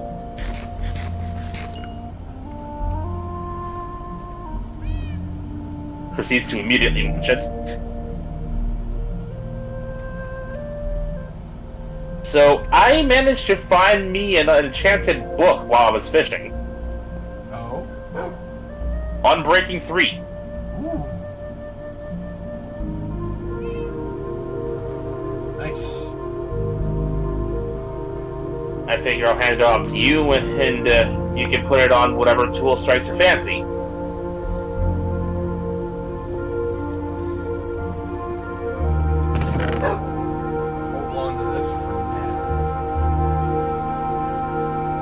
I also managed to fish up an enchanted bow.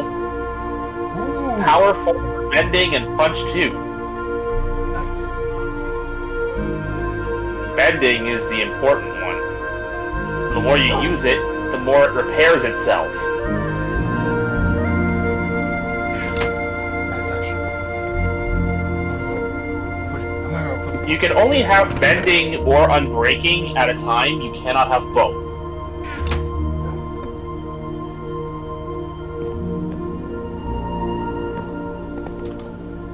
I'm gonna see if I can scrounge up some materials to make some arrows. Alright, okay! I'll be right back. Let me just put up BRB.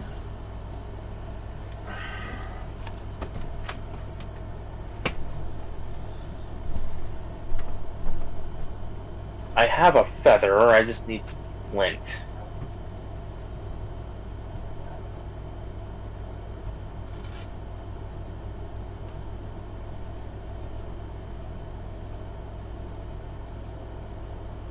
Barring that, some gravel.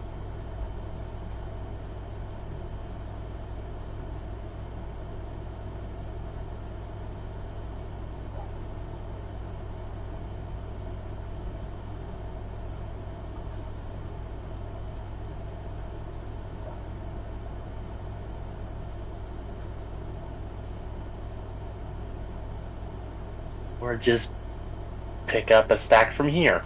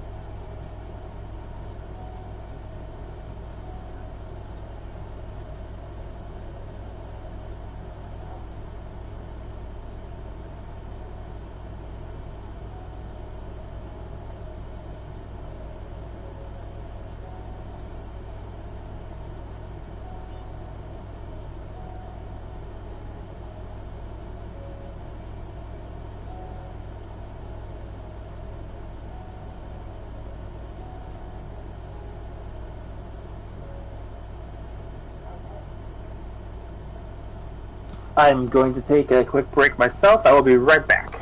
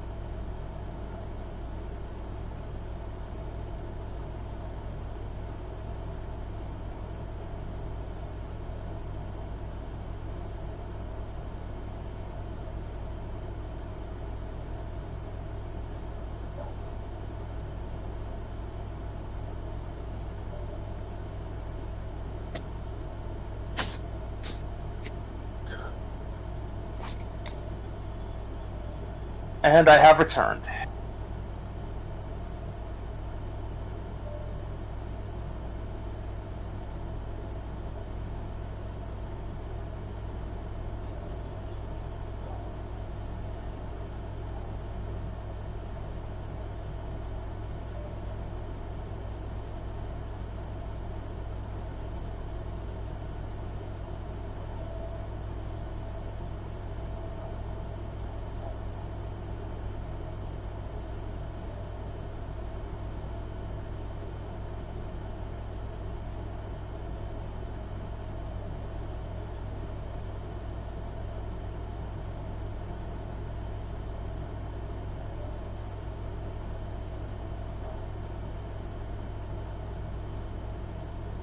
Beetroot seed there.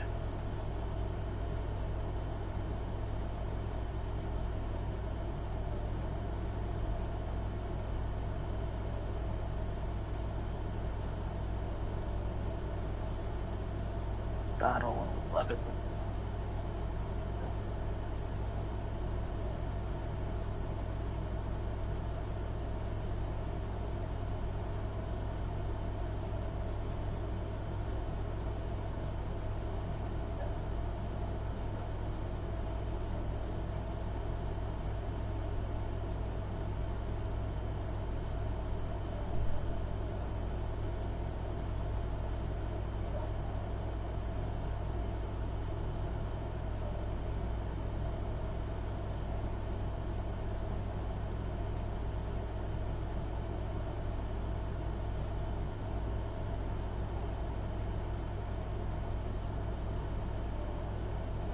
And to test out the new Lure 1 fishing rod.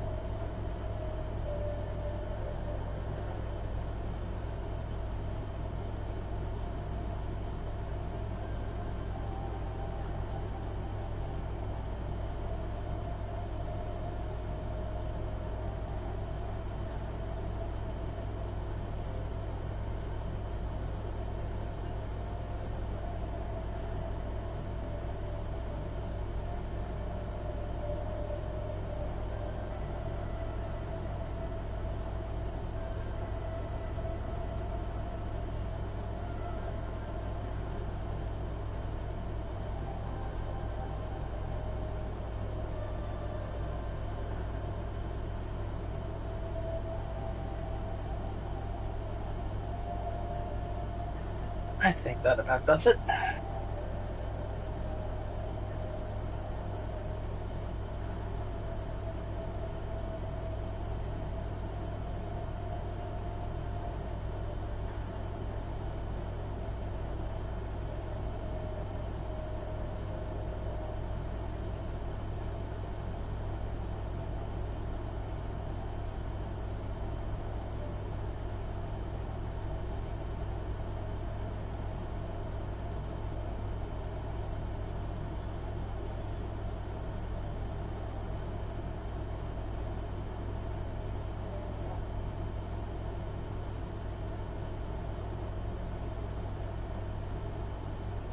Off to the mines.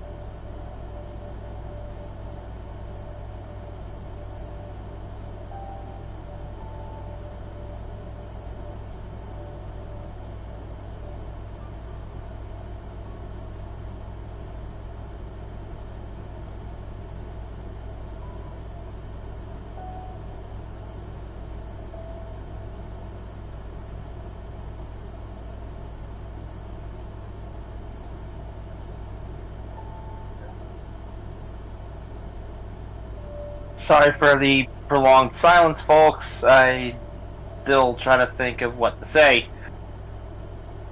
Bear is still absent, taking care of whatever else.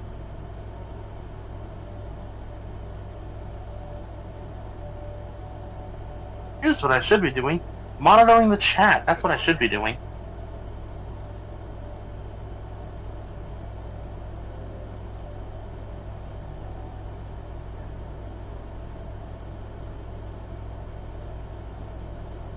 So how's everybody's day, huh?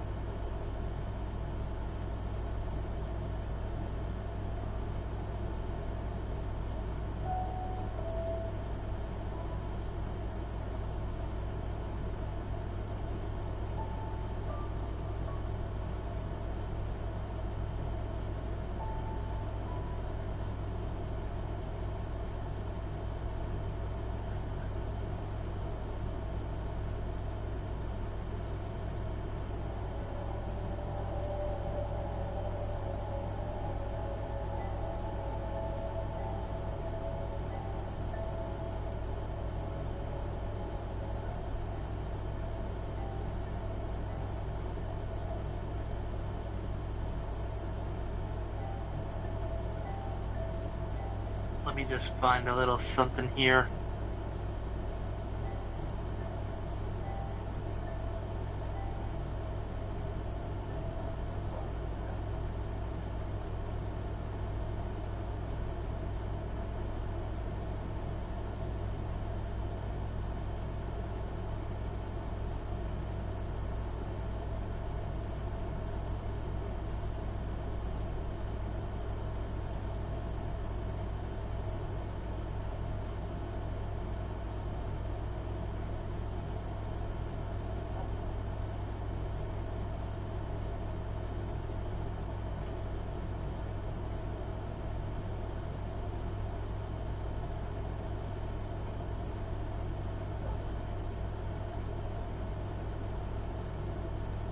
Why not?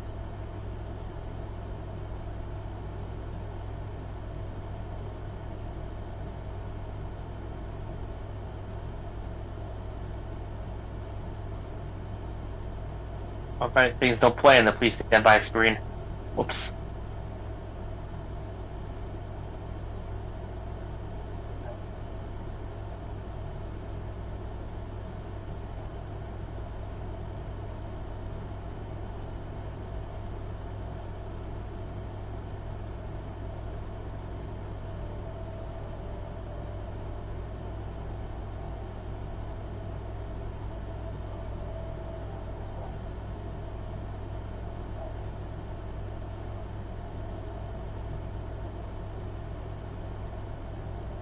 Hey Taro, are you still in the audience somewhere?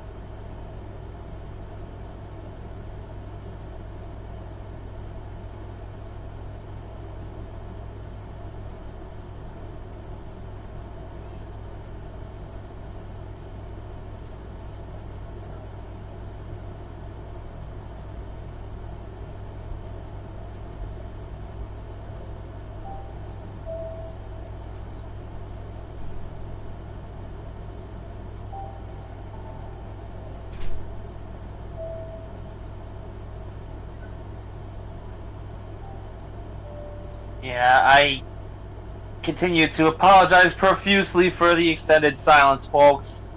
Bear will be back momentarily.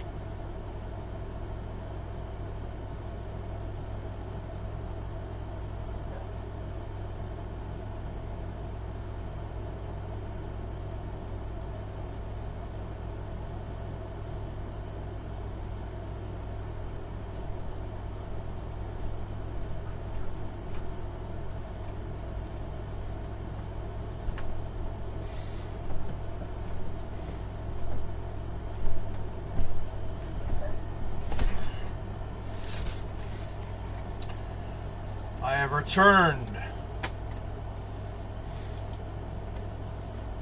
Hello? Welcome back.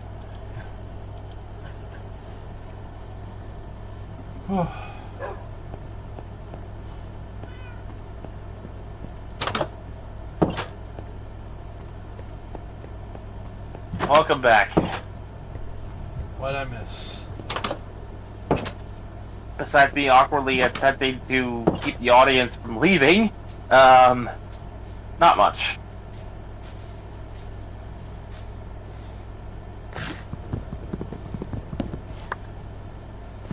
Just a lot of me digging around doing nothing of particular interest.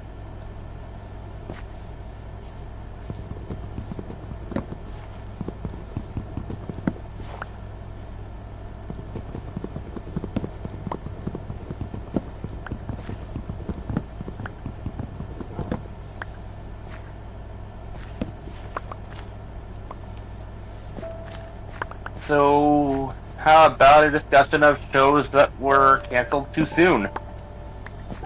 Symbiotic Titan. Yeah, Titan was cut down before its prime.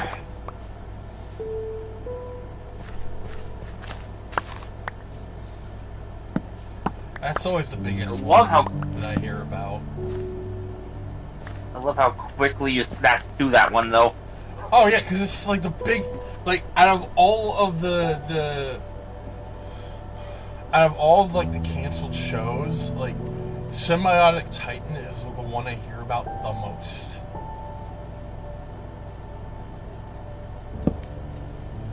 Invader Zim is another one I hear frequently brought up.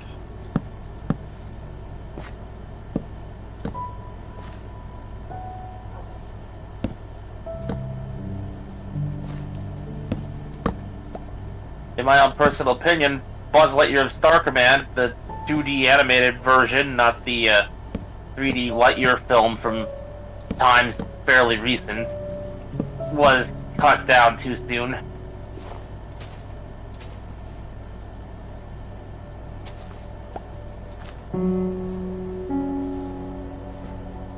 Much like a lot of Disney shows, they just hit the episode cap for syndication and we're told, pack it up, you're leaving.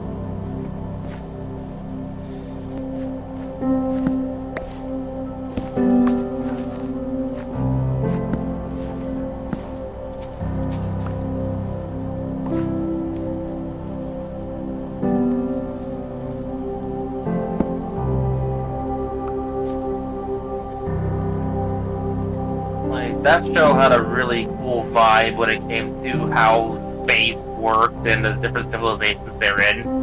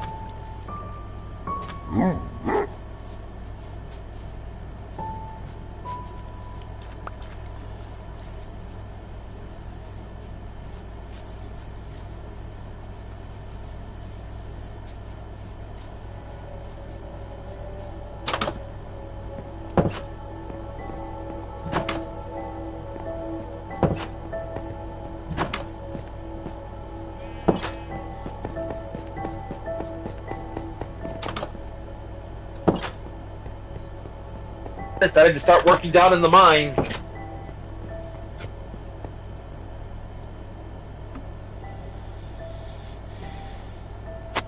I guess you could say you yearned for the mines. How'd I know that was coming? Oh yeah, because I was gonna make the joke if you didn't.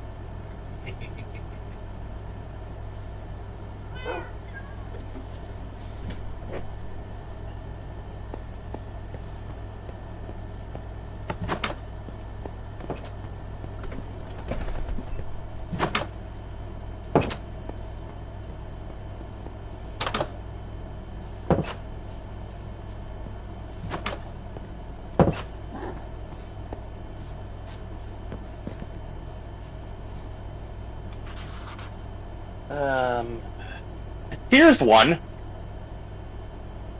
Nobody ever really seems to talk about SWAT cats, at least not as much anymore. Oh yeah.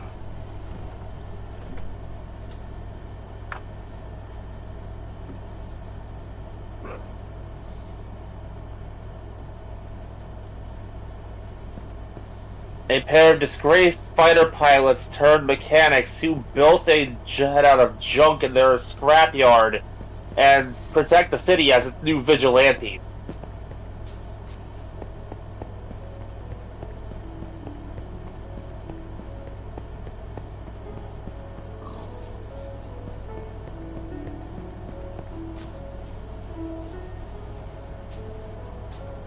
Tying a show that didn't last nearly long enough into a show that never seems to truly end. An episode of SWAT Cats was actually adapted into the plot of Scooby-Doo on Zombie Island. Really? Yeah. It's been a while, so my memory of the script is a little foggy, but the idea was that the main characters would have ended up flying through some kind of weird portal into an alternate world where zombies are raised via magic.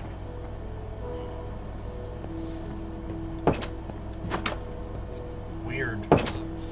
The Werecats are the last remnants of the SWAT Cats connection in the script.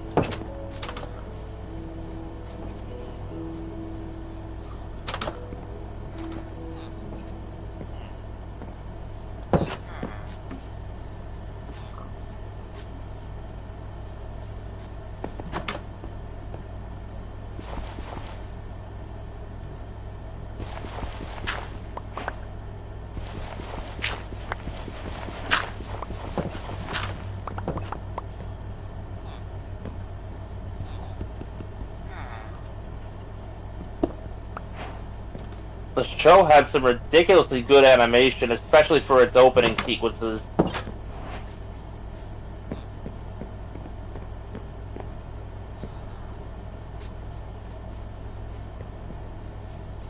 As for why it got canned, well, personally I blame Captain Planet.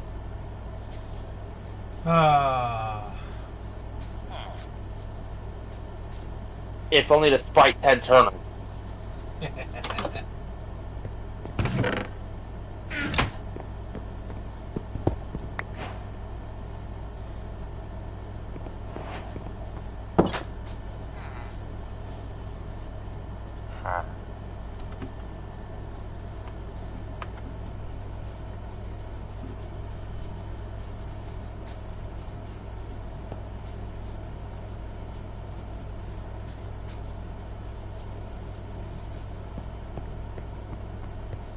Yeah, evidently a shift in management over at Warner basically threw SWAT Cats under the bus.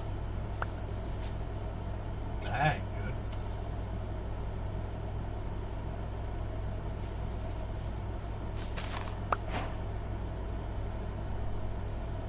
Thankfully, though, it's one of those rare cases where the show could feasibly be brought back if there's enough demand. They've been trying.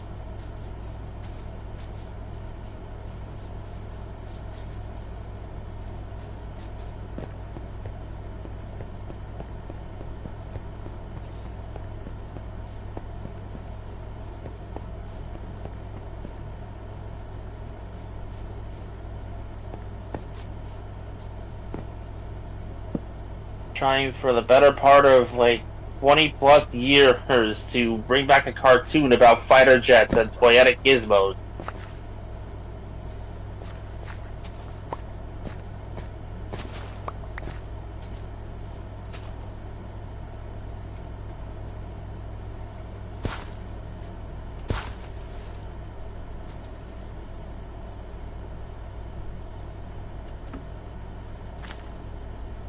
They did have some genuine moments of, like, actual tension, though. One of the main characters, well, they pulled the cats can't swim garbage with him, but they turned it into a legitimate phobia of drowning.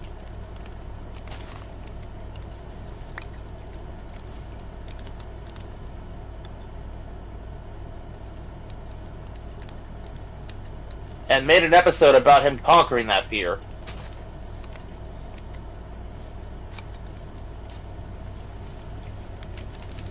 And they end it with him basically acknowledging, look, I'm never going to truly be over this phobia, but I can at least function in water now.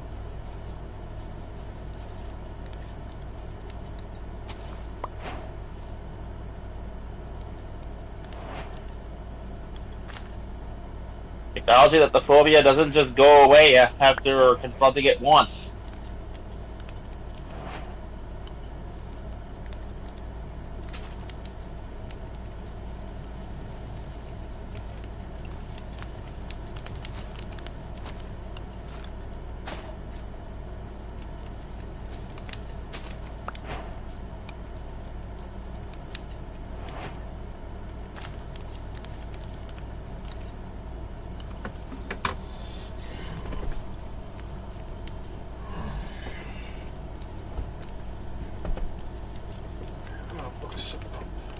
Here, real quick.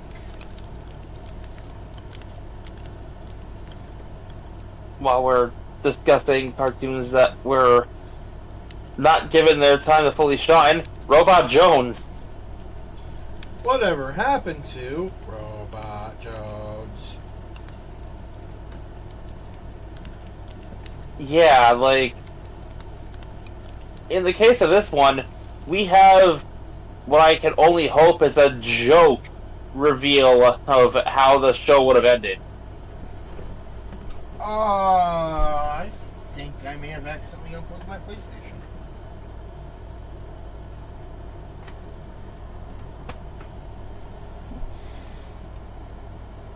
Shit.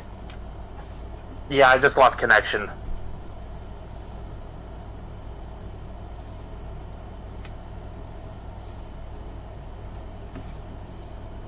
Might need to put up that please stand by screen. Well, we're already fucking hell, we're already past 2 hours.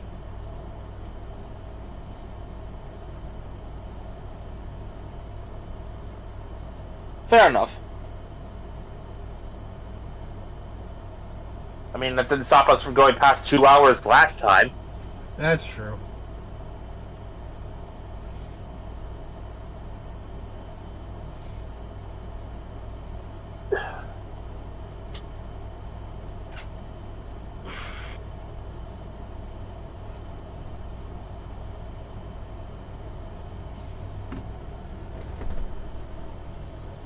Should we just pack it up then? Yeah.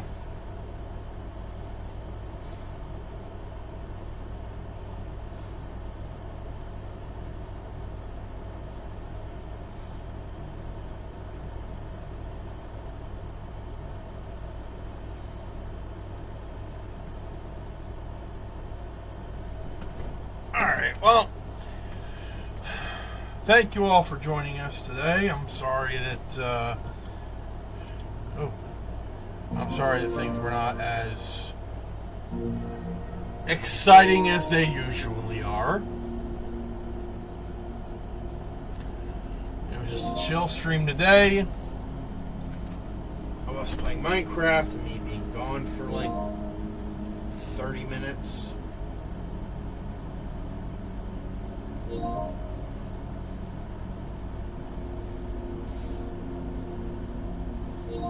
But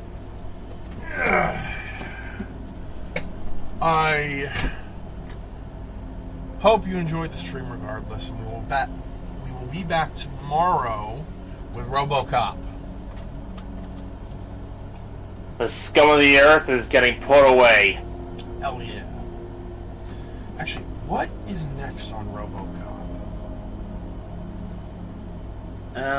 We just had that sequence at the hospital. Yeah. And the bank We robbery. went to the place Murphy got killed and thus brought back as RoboCop. And then there was the robbery at the bank. I think we're due for another patrol around the city. Alright. I just gotta figure out what comes after that. Doesn't the mall come after that? Oh, I hope so. I hope so. That shit was some damn good characterization.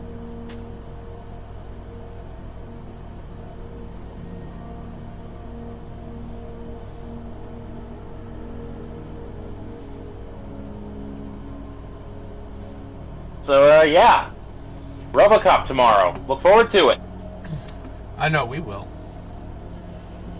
So, until then, please support us in any way you wish. Be it monetarily, engagement, or YouTube subscription. By the way, this has been Vegas Bear and Meikumon. Fuck! I knew I forgot something. Yeah. Well, at least they got us there.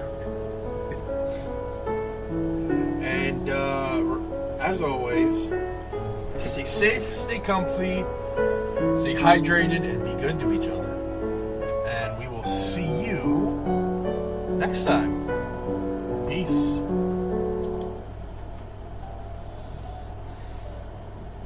Don't dig straight down. Also, Time Warner, if you're listening, bring back those cartoons, damn it. Just